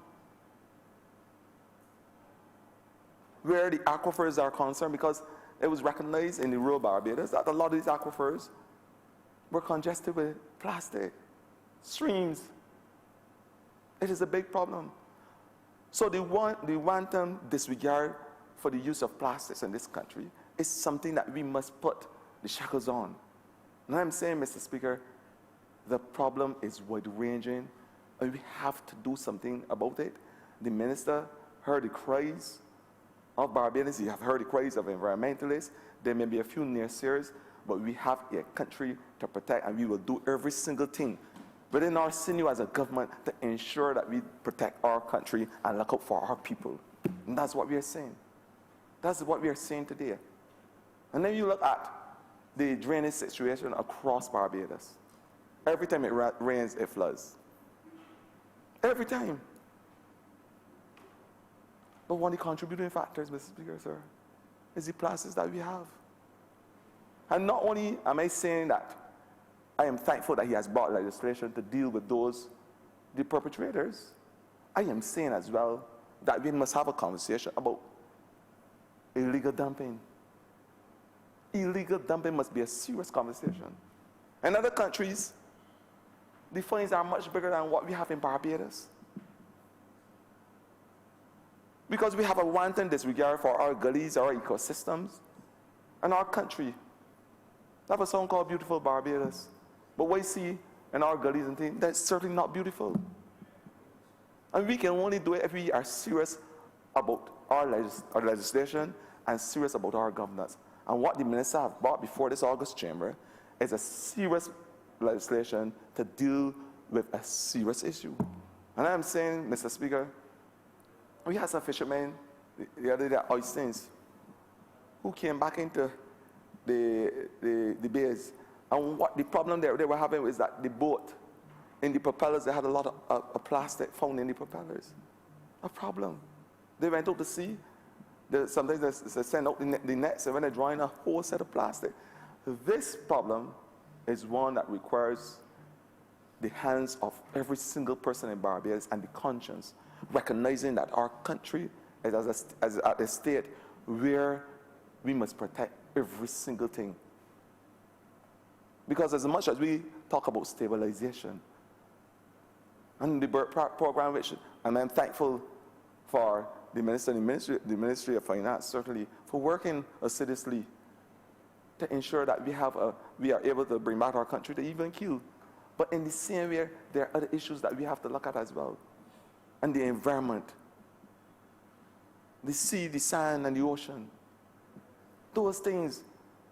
When tourists come to our country, they don't want to have a trip advisory that say that the ocean is full of dioxins, and they don't feel safe bathing in it.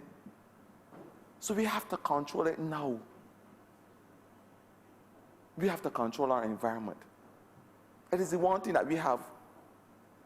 We as a country, we don't have gold and bauxite so already. But we have to make sure that what is indigenous to us, our beaches and our people and the creativity, that it works for the betterment of this country. So to those few words, Mr. Speaker, I want to say that I support wholeheartedly the bill on behalf of the minister, certainly Member of Parliament for St. Michael South. And I want to say that he's saying that although we are banning some plastics, and I would say today in this August chamber that I will remind that the minister, the good minister, that there's one plastic that every ban that I won't support, and that is the revered red plastic bag for St. Philip. That's the only, he said he ain't going to be here. That's the only one that we will support. Not because it's red, of course, that's a plus. But that's a plus. But that's the only red, the red plastic bag himself. The iconic red plastic bag, that's the only bag we keeping in Barbados. And we can be proud of him. I think you can put him at the airport. But I'm serious, Mr. Speaker.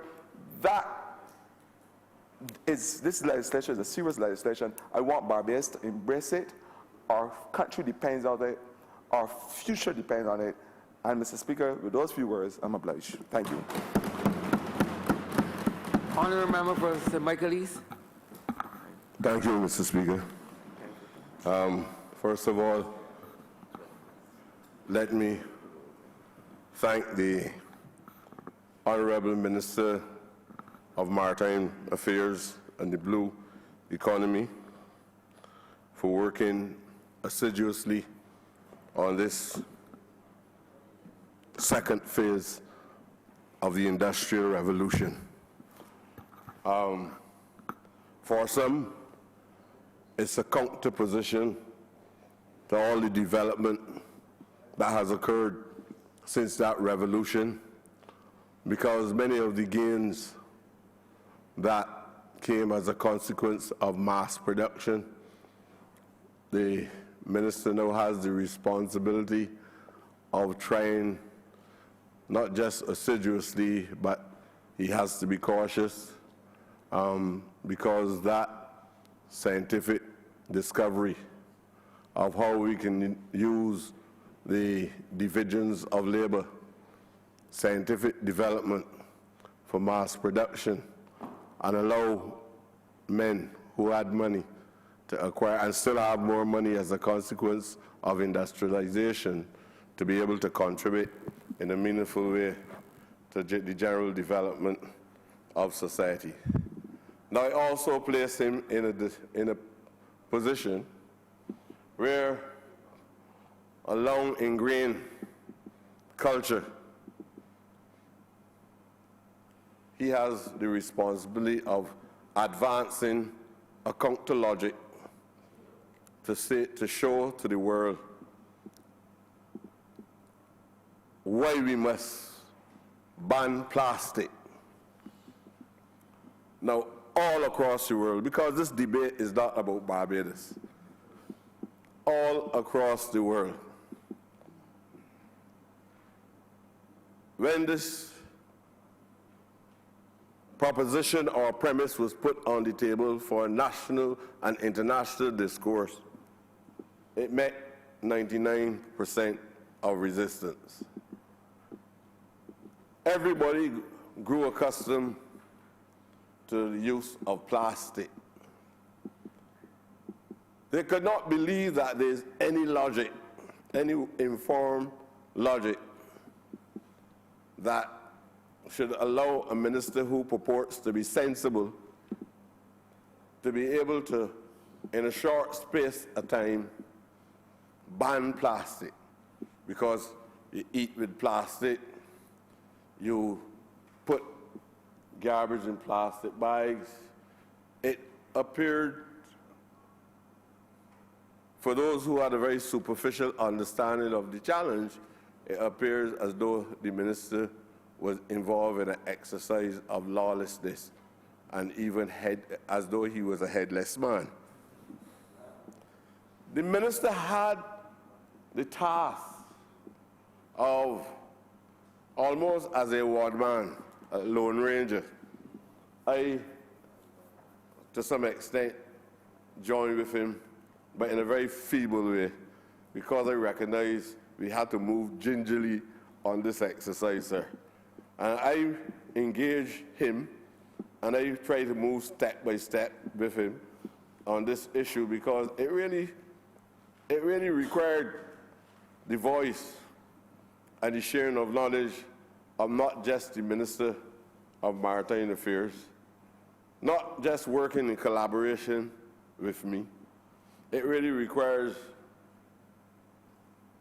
all sensible persons who are not governed by greed, who are not governed by the amount of wealth that they collect over a number of years, that understand the importance of the protection of life, not only for man, but for all animate creatures. And you would have heard the minister focuses his attention not on how much money men made. He was not totally insensitive to the concerns of business people, but he had to look to see how life can be truncated if action is not taken now. He's fully aware, and he had to make himself aware, being in the position that he is in. I want to tell him that I believe that he is the person who inspired me to apply myself to this more so than anybody else.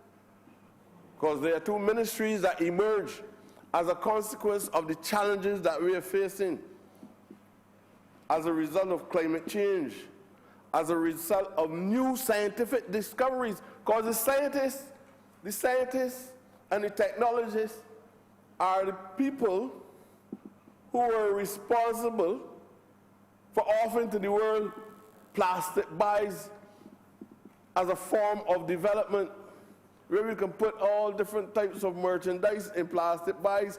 When we're eating, have a plastic fork,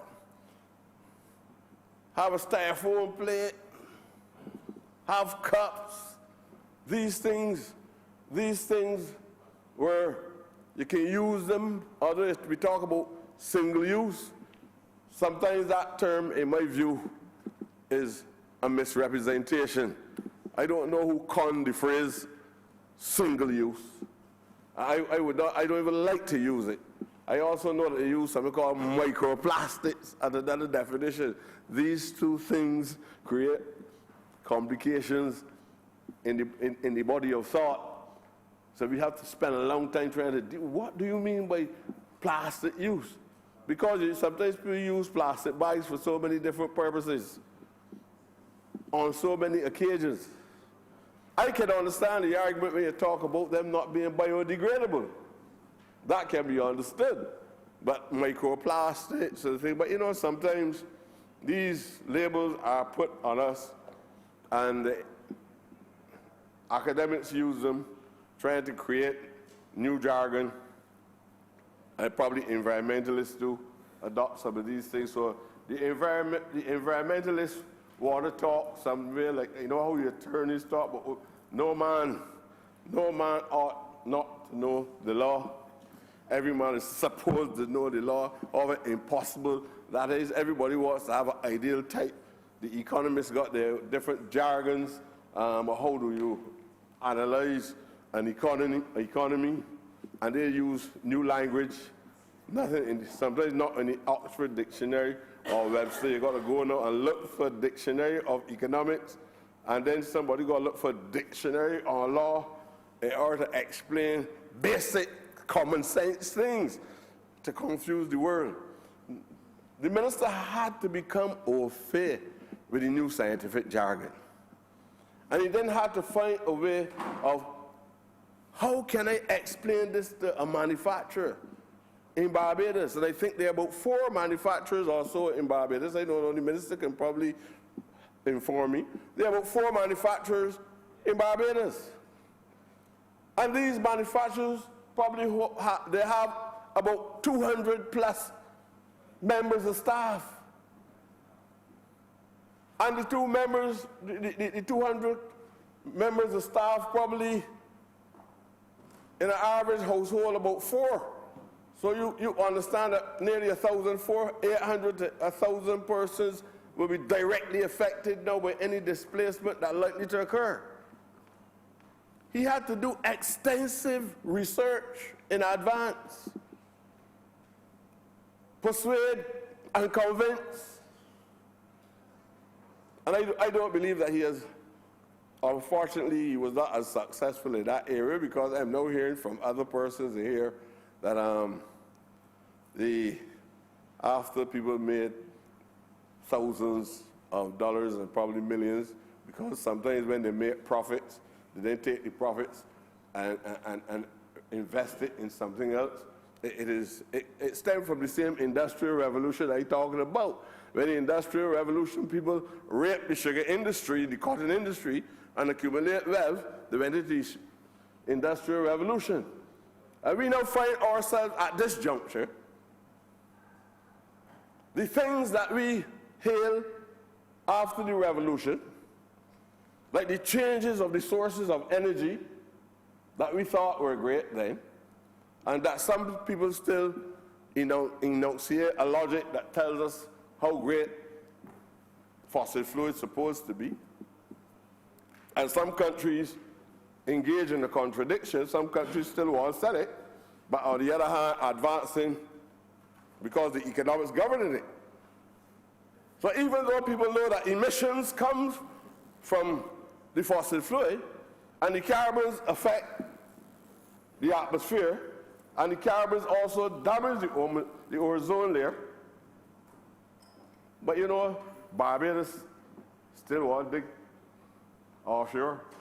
Other countries still want to dig offshore. So that's why it says either counter-revolution that we're now engaging in, or it's a second phase of the Industrial Revolution itself, where the gains that we made through scientific development, natural science, and even in the social sciences, we're now looking to reverse some of those gains, and hope that by reversing the gains, you can still have a positive step as we move forward. So we're now talking about how can we protect human lives. So it's not about how much profits you make. And people must understand that you have to make these sacrifices at certain times in your lives, because the principle is more than talking about profit. It is a moral duty. The minister has a moral duty to protect society from itself.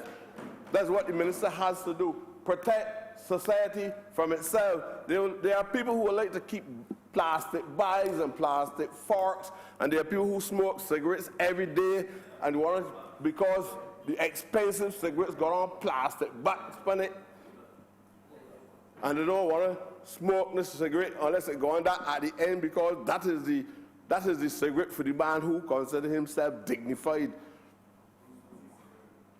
Bourgeoisie cigarettes. They want to preserve that kind of culture in this environment. The minister has to come to that.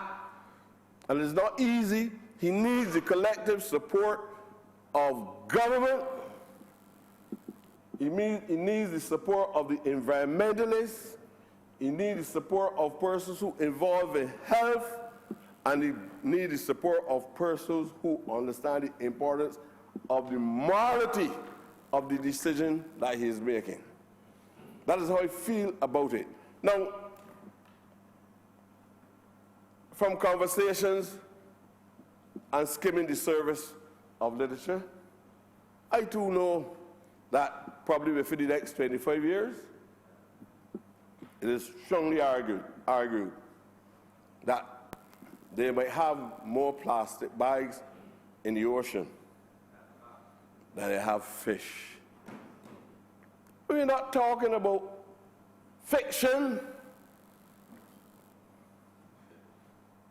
This is nothing about somebody fabricating a story about the world. This is science fiction. This is real science that we're talking about, with sound empirical support that any fool should understand it when you read it or hear about it. There's scientific support. Why would you want to preserve 1 business and accumulate wealth when you know that your offspring, your children and your grandchildren could be victims as a result of the wealth that you accumulated? The minister has been more than reasonable, When he spoke to me about it earlier, he said, Minister, I am going to bring this legislation in total for the 1st of April. Well, I remember All Fools Day too. I remember All Fools Day.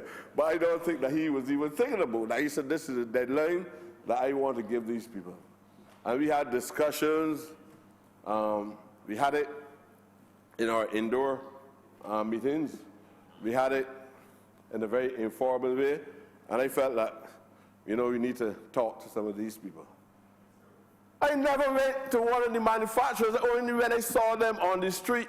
Sometimes after the minister had discussions with some of them, they were like an extension to the end of time. They felt the minister was a madman because he wanted to bring a closure to this thing called plastic, microplastic, single-use plastics by the 1st of April.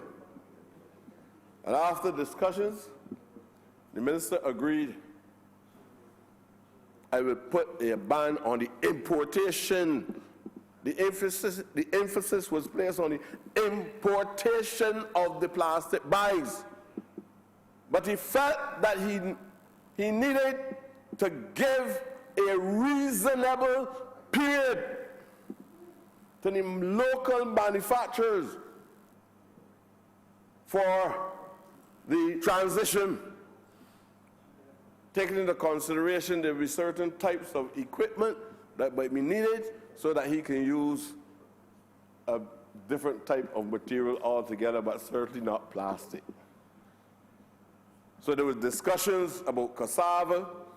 There was discussions about all different types of biomass that can be used as an alternative to plastic bags and the other commodities at that specific time. No, I believe that this is a small sacrifice. This is a small sacrifice to give up something that endangers human life and also endangers all forms of animate life, so to speak. The other things don't have life, of course. But whether it's fish, whether it's what you might perceive as an insignificant turtle, whether you believe in some other species because like his responsibilities focus on the sea, mine focus on this land, but we are all involved in the environment. The environment has no finite limitations in relation to sovereignty or a local geography. The environment, what he is doing here will be impacted on strongly by what other people are doing in North America, in Canada. That's the environment. That sometimes when we focus on things, we study 166 square miles, a little ocean around there, even though the ocean bigger than the little island that you're in, right? Because a man won't say that you can urinate around the borders of this country, and men, you only got to go up on the hill in St. Thomas, and you can get done. But people debating issues as though we're dealing with a complex world, and the thing is a little village in North America, or even South America, are certainly lost in Africa as a gap.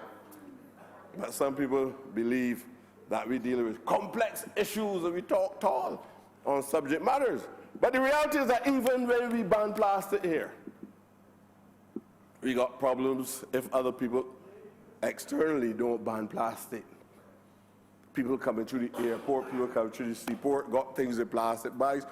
Our message has to go universal. It has to go universal. What do you do with a man who turns up at the airport and got a suitcase full of plastic bags? He got cologne in it, he got his shirt in it, all that. He can bring it into the island. Huh? No, you can deport you can deport you or whatever you think. You got to with plastic, that we don't deal with plastic here. So we know that when we put the legislation in place, it's a form of mitigation. It's a compromise that we have to make, because we still live in the real world. And even in terms of when we address the issues of plastic in Barbados, it's an insignificant role that we're playing in terms of the dynamics of world affairs and the use of plastics. So unless voices and unless Barbados take a leading role in the advocacy on the importance of the getting rid of plastic, we might have a little positive results in the circumstances. So, Minister, we really want to thank you for what you're doing. And I cannot help but thinking that this exercise cannot be a piecemeal exercise. You're doing it with plastic bags, but there are certain areas of and forks and spoons and these basic things. I'd also say this too, there are culprits in the commercial world. We don't like to call them that, and when you call them that, which is the truth, the whole truth, and nothing but the truth, when you call them that, you become a demon, right? Especially if you're in politics. People want, some people, when they talk the truth, I got a lot of enemies that begin to argue that I don't like white people, a lot of simplistic foolishness. I don't like Indian people. I got family that's Indians. I got family that's mulattoes that could only become mulattoes if a black man was able to have intercourse with a white woman or vice versa. That's the only way it happened.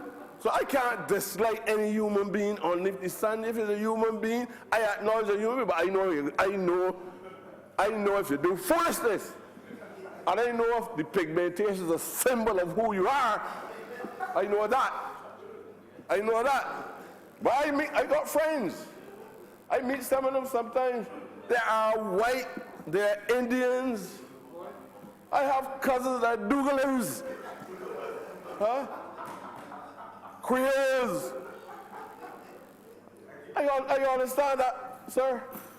So sometimes people involved in that's another form of criminal diversity, right? Where people know that what you're saying makes sense.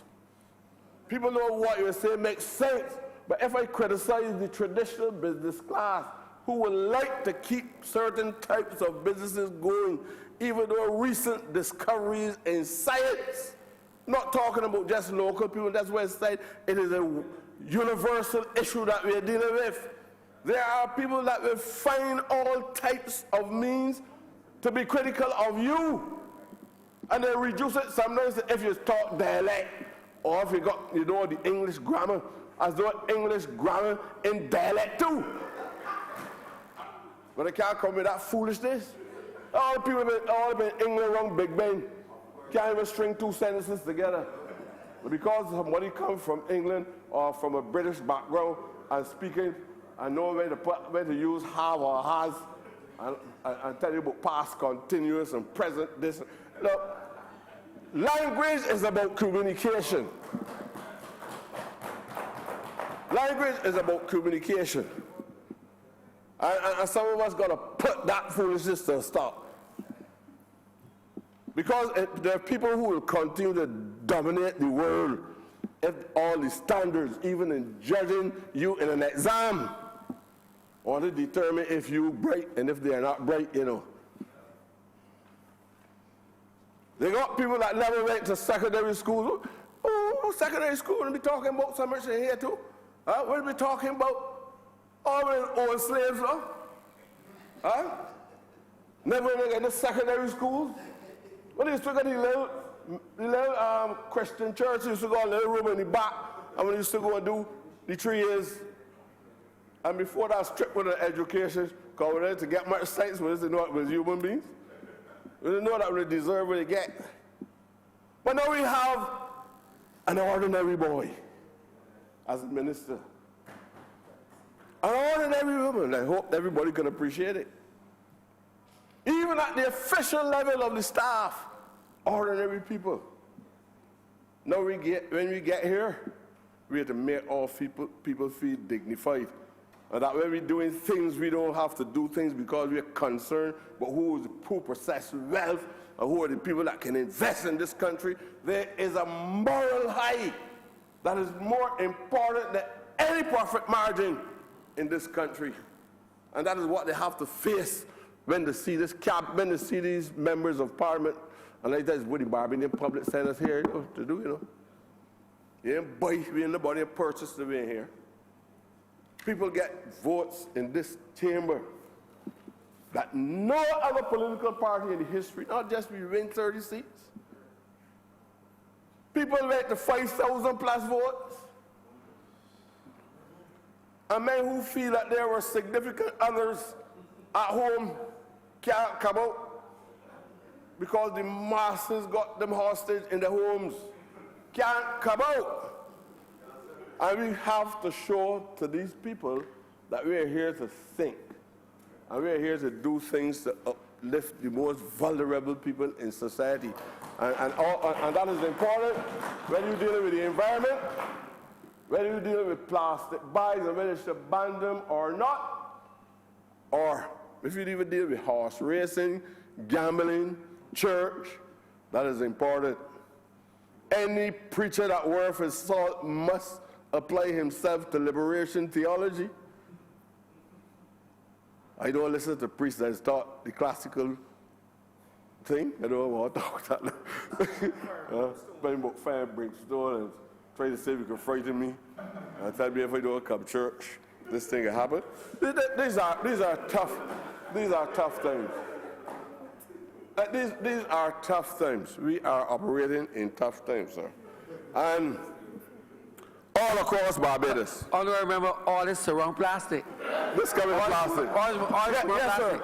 Yes, sir. The complexity of the modern world. I just asked if all this surround plastic. The complexity of the modern world, as a consequence of the evolution of development and science, the science then will say, this is good for you.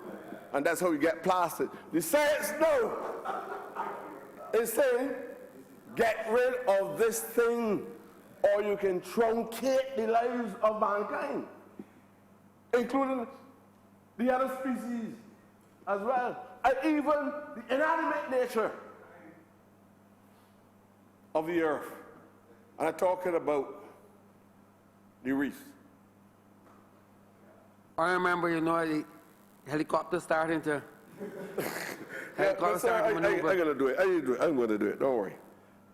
So I want honorable members to understand the importance of what the Minister of the Environment, the Minister of Maritime, Economy, I don't know why everything is just economy, the maritime economy. The Minister is dealing with the preservation of life. This exercise is about the preservation of life, not the durability of a plastic bag. And when he talks about whether it is degradable or not, because if it is not degradable, it affects life. And that's what he's talking about. And I want people to be able to appreciate, and I probably will say it many more times after the day, causality. The nature sometimes of understanding issues well and addressing issues well is when you understand cause. Lots of people get about, oh, I got crime, and you causality is important. Why the minister doing something? He has to go back to the whole growth, how it came here, and what is happening to us now. I am extremely pleased and I am very supportive of this piece of legislation. Unfortunately, we have not had the time, and I spoke to the minister about this before, we really need, there's a level of profound ignorance that still exists among people that ought to know better. So that's where you get the engagement, if you choose to engage. And I know that because you're a minister, you feel that you have to engage. But you get people saying all kinds of things, when all that you are doing is attempting to protect their lives and protect the children's lives and to protect the whole heritage, the whole lineage, even the unborn. That's what the minister foresight. The minister is doing things that will protect the lives of persons, even persons who are unborn. And Minister, and Mr. The General, members of Parliament, I want to thank the Speaker for allowing me to at least use a synopsis in order to give expression to my few thoughts in this exercise. Thank you very much. Honourable Murphy, City of Bridgetown. Mr. Speaker, I'm going to move a motion for the suspension of the House shortly for lunch, but before I do so, I would just like to ask all honourable members on our side to kindly remain behind for a little 5-minute meeting.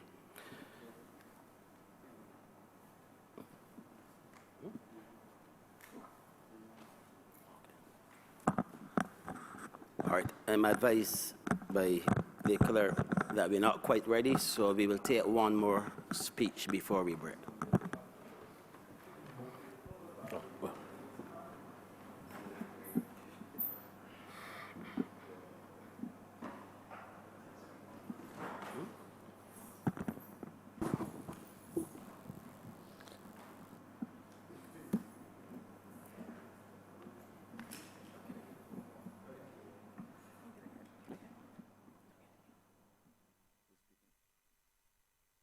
Member for Christchurch, East Central. Thank you, Mr. Deputy Speaker.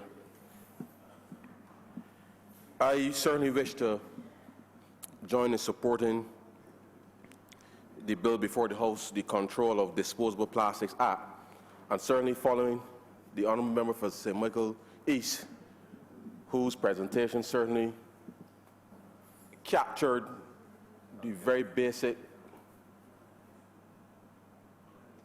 focus that as Barbados seeks to lead in a global effort, that we give expression to those persons in Barbados of the importance of what we are trying to deliver here today, sir. Now, sir, some 25 years ago,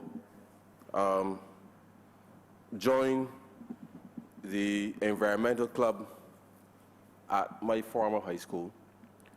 And this came about, sir, because in April of 1994, sir, if you may recall, Barbados was hosted as a small island developing state, a global conference as it relates to the environment. And it's interesting that as the previous speaker was making his contribution, that it dawned on me, sir, that a lot of the issues that we are discussing here, certainly what has been introduced this morning by the Honourable Member for St. Michael South, that these were issues on the agenda, sir, when it was still at secondary school. And it certainly makes me proud, sir, to know that having been inspired to join the environmental club, sir, at that place which the Honourable Member for St. Michael East will now seek to refer to as Waterford Boulevard, that we have come here to do the business, sir, strategically of the people. And was a lot of the work that we focused on, certainly within the Ministry of Finance over the last 10 months, would have been focused on stabilizing, sir, the economy such that Barbadians would be able to go about their business.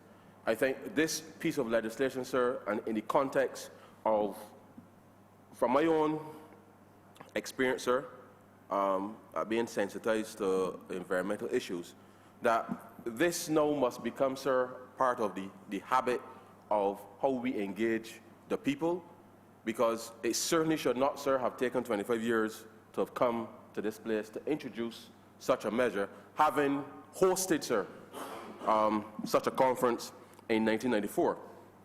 And I just want to read for the benefit of the House, sir, and I'm reading directly from sustainabledevelopment.un.org website, sir, what would have been the Barbados Program of Action. What is the source? It's the Sustainable Development website, sir, of the United Nations. Okay. And it specifically relates to the Barbados Program of Action, having hosted the Small Island Development States, sir, between the 25th of April and the 6th of May, 1994. And it speaks, sir, to the priority areas, and they identified 14, and this is 1994, sir. The first one was climate change and sea level rise. The second one was natural and environmental disasters. Third, management of waste, coastal and marine resources, freshwater resources, resources in general, sir, energy resources, tourism resources, biodiversity resources, sir, national institutions and administrative capacity, regional institutions and technical cooperation, transport and communication, science and technology, and human resource development. Now, sir, the reason that I reflect on this is because as we have sought to bring a new level of leadership and commitment, certainly to the country, but certainly to the region, it is important, sir, that the way that we live our lives, sir, and how we motivate our citizens to understand, first and foremost, the benefits of the changes that we're asking them to embark on, and to recognize, sir, that Barbados, in of itself, will not be able to change or solve all of the problems of the world, but we, sir, must lead by example. And I think that as we go through this process of knowing, sir, what needs to be done, because, as I said, this is 25 years, basically, where we hosted such a conference. It was a very high-level conference, sir, and it would have motivated, I think, many of the environmentalists that certainly the Honourable Minister would have met with, would have been at high school with me, sir, 25 years ago. And so they have stayed the course, sir, to make sure that the Minister is in a position to come here to bring to reality the transformation, sir, of how we engage in our environment. And as the Honourable Member for Christchurch, for St. Michael East would have indicated, sir, was we focus on our day-to-day lives on the 166. The reality is, sir, that the globe, sir, impacts on us very, very, very, very, very clearly. And the Minister responsible for Maritime Affairs and the Blue Economy, in the context of looking to make sure that the marine environment for Barbados is protected, that we have to change the way that how we conduct our lives on land. But by doing so, we can then go into the world, sir, and mobilize and engage other parties to make sure that they too can start to change their own behavior, such that the impact, not just on Barbados, because the seaweed isn't our seaweed, it comes from somewhere else, but it is deposited here. And I think to the extent that the Minister pointed out that, quite frankly, in the next 25 years, that there'll be more plastic in the ocean than fish, that ought to concern every single citizen of the world, not just Barbadian, every citizen in the world. And when the Minister spoke in his presentation about just the sheer number of plastic bags that are used just in Barbados, I mean, it is mind-boggling. It is mind-boggling. Almost 90, I think conservatively, 90 million plastic bags. I mean, I can't even, in my own mind, sir, see 90 million plastic bags. But he spoke to the trillions that are being consumed globally. And so therefore, sir, if we are saying, having 25 years ago been motivated to join my own environmental club at school, and as I said, I think many of the environmentalists today who are very strong advocates for this change would have been energized by Barbados, sir, hosting that conference right here in 1994. And we now must make sure, sir, that as we go through this process, and want to encourage certainly the Minister for Environment and the Minister for Maritime Affairs and Blue Economy, that they too must now re-energize a new generation of Barbadians, young people, to take this matter much more seriously than we would have taken it before. Because time, sir, as the Prime Minister would have indicated, as we sought to bring in the Barbados Economic Recovery and Transformation Program, time, sir, is critical. And the sooner we can get these reforms through, the sooner we can get people acclimatized, if you like, sir, to the change, it's critical, because we now have to make sure we embark on a process where, as the Minister for the Environment indicated, for those Barbadians and those citizens of the world who are yet unborn, sir, we must provide an environment that does not harm them in the future. And so therefore, I really do support, sir, this effort, because this has been too long in the making. And we now must accelerate, sir, through, I think, very rigorous monitoring and evaluation to make sure that Barbados is pushing ahead with not just the notion of a ban, but certainly in the context of re-engineering the thought process, not just of the manufacturers. Because the truth is, sir, that Barbadians have an interesting history of recycling. And I would not want to suggest in any way that we don't recycle. We may not recycle the way the Europeans or the North Americans do it, and there's some of that we could learn from. But, sir, we have now, as we move forward, and certainly I know that the Minister for the Environment is working on preparing the policy paper for the way forward on that. But I think as Barbadians, and certainly as Caribbean people, we have always recycled, because the nature of our existence on these small rocks in the Caribbean islands, or in the Caribbean Sea, demanded that we recycle. And so to the extent that we can inculcate the history,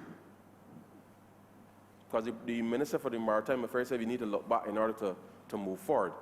There are aspects of our behavior, sir, that are good, that we need to keep, and I will fully support. But I think as we seek to bring in a new ethos in a way that we recycle, that we energize the youth of Barbados and certainly the youth of the Caribbean in being able to lead, sir, in this respect, because we have been accustomed, sir, to a certain lifestyle. And I think, to follow the Honourable Member for St. Michael East, the profit margin to which certainly the manufacturers may be concerned about, the reality is, sir, is that the world is moving in this direction. And so therefore, as it makes no sense trying to maintain something in an environment where you're pretty much swimming upstream. And to the extent that manufacturers in Barbados will need to make the investment to change out, not just to manufacture new types of bags. And I woke up this morning, sir, and I remember that I had one of those bags made from cassava. And unfortunately, I didn't bring it with me. But the reality is, sir, is that there are opportunities for manufacturers right now, not just for the purpose of Barbados, but to the extent that more and more countries around the world will be changing to move away from the use of plastic bags. It doesn't make sense saying that you need to be protected. You have to get out in front of this, lead the transition, sir. Engage not just Barbadians here, but certainly whoever you export to say, look, this is where we are taking the supplies of these products, such that you are not left behind simply because you're trying to maintain your specific profit margin. And I think to the extent that any issues relating to costs that may come from making the adjustment either in the terms of the manufacturer or even with respect to the alternatives that are available. The reality is this, sir. If we do not, and I think if we do not start to accelerate the way that we do things in this space, sir, those millions of dollars that we currently now spend in foreign exchange importing these bags, sir, the very jobs that were identified to be under the manufacturing, the foreign manufacturers in this space, sir, will be under threat, because to the extent that you cannot simply manufacture enough locally to be able to adjust to what's coming globally. And so therefore, I'm encouraging these manufacturers certainly to see this as an opportunity to transition away from that which you know, sir, that within a short space of time will be no longer viable. And sir, and certainly as we seek to, over the course of the next few months, I'm sure that some of these manufacturers will be the beneficiaries of the tax refunds that the government will be offering, which were built up by the previous administration. That the transition, sir, because the conversation with respect to how we engage and move people through will be how would the government be in a position to assist perhaps with the transition, but not to maintain business as usual. Because this is a government, sir, that is committed to moving the quality of lives of Barbadians forward. And we see this, sir, as a critical part of the transition. Because 90, and just on plastic bags, 90 million plastic bags, sir, is a lot of plastic bags and a lot of foreign exchange. And to the extent that we can deal with that, sir, such as a country we become not just environmentally sustainable, but the financial viability of Barbados going forward, sir, if we do not have to spend monies on foreign exchange at that, on plastics, importing plastics, that this will be, I think, one of the areas, sir, is not sexy by any stretch of the imagination, but the fundamentals of it, sir, and I think the member for St. Michael East would have indicated, this, sir, relates to the very future of the species, the future of the oceans, and our livelihoods. And so therefore, from a financial standpoint, sir, it makes sense.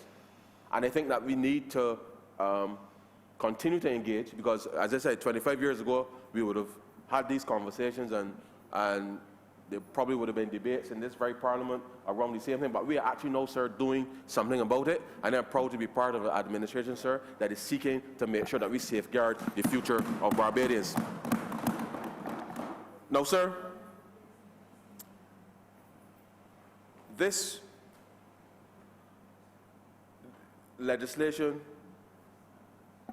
will also, in my mind, start to sensitize, or the impact of the legislation, sir, will now start to sensitize people as to, on the one hand, whilst we cannot impose environmental levies like we used to, that we now have to, sir, change our own behavior, such that we can create a sustainable future for Barbadians. And this really, sir, is a pivotal moment for the country. And I know that once the other pieces of legislation that I hope will come before this chamber in short order, will set in train, sir, a transformation of the lives of Barbadians. And to the extent that whether it's single-use plastics, and I know that there are persons who are going to have all kinds of questions about why we are doing these things and all of that, sir. All we are saying to a person is to do the relevant research. Engage, certainly, with your government. Engage with your MPs. Engage with your local non-governmental organizations, because there's a lot of activism already on the ground, sir. And I know that as the government seeks to respond, and I heard the member for St. Michael South speak to the awareness campaign over the next 3 months.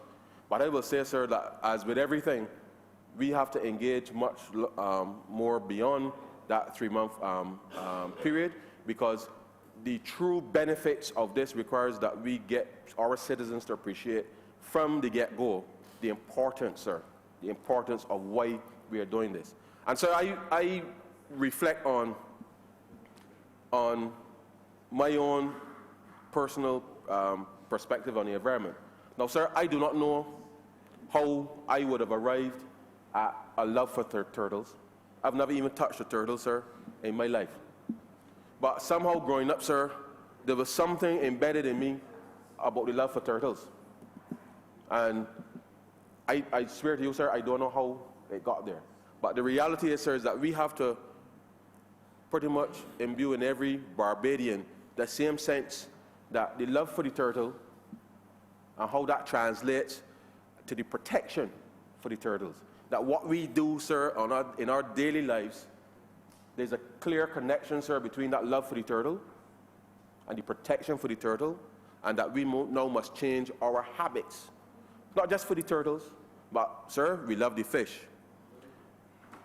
I go to Oystins. As a matter of fact, in recent times, sir, I've had to call my wife from Oystins to say that there isn't any swordfish. She loves swordfish, sir. But the reality is, sir, is that and I think the minister, I'm not saying that the reason that there wasn't any swordfish in the last few months was because of plastics, but the reality is, sir, is that the climate is changing. And therefore, we now must, as the Minister for Maritime Affairs and Blue Economy will we'll be in a position to have further discussions going forward.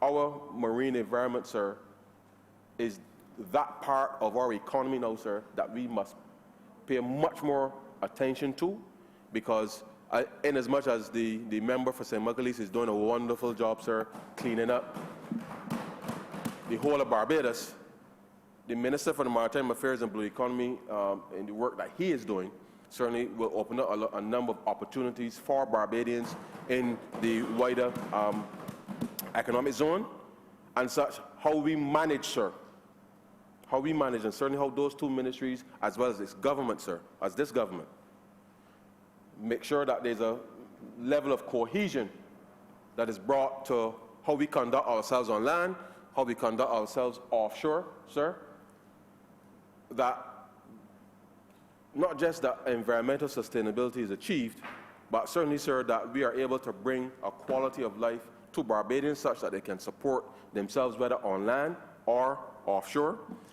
And to the extent then, sir, that from an economic standpoint, that we can, certainly with respect to the Ministry of Finance, that we can see certainly take advantage of the willingness to pay, because people, sir, are prepared to do things to protect the environment. And we now must reassure Barbadians that what we are doing here, sir, just represents, at least, sir, from my own knowledge, this is at least 25 years of work in the making. And I think that to the extent that we are in a position, sir, to advance the cause, not just for the environment, but for, as I think the member for St. Michael East indicated, is really for the future of this country, the future of the world. And I think that Barbados, sir, has, whilst we are a very small island nation, we lead. And because we lead, sir, others follow. And I think that to the extent that there's a real opportunity, certainly for not just the manufacturers, but certainly I know that as the Minister of Maritime Affairs seeks to put the broader infrastructure in place for the management of the marine environment, together with the Minister for the Environment, that this particular measure here today, sir, is just the first step in moving this country to a place where we can say that we are as environmentally sustainable as possible. And I think certainly with the commitment, sir, to a fossil fuel-free environment by 2030, sir, that this essentially, sir, is just one of the puzzle pieces that we can put down and say that Barbados is on its way to being able to achieve these lofty objectives. And sir, with those few words, I just want to say I fully support this bill, and I'm obliged to you. Member for the City of Bridgetown. Mr. Deputy Speaker, I beg to move the suspension of this sitting for lunch until 2:15 p.m. Question is that this House be suspended for lunch until 2:15 p.m. All members in favor say aye. Those against say no. I think the ayes have it. House is now suspended until 2:15 this afternoon.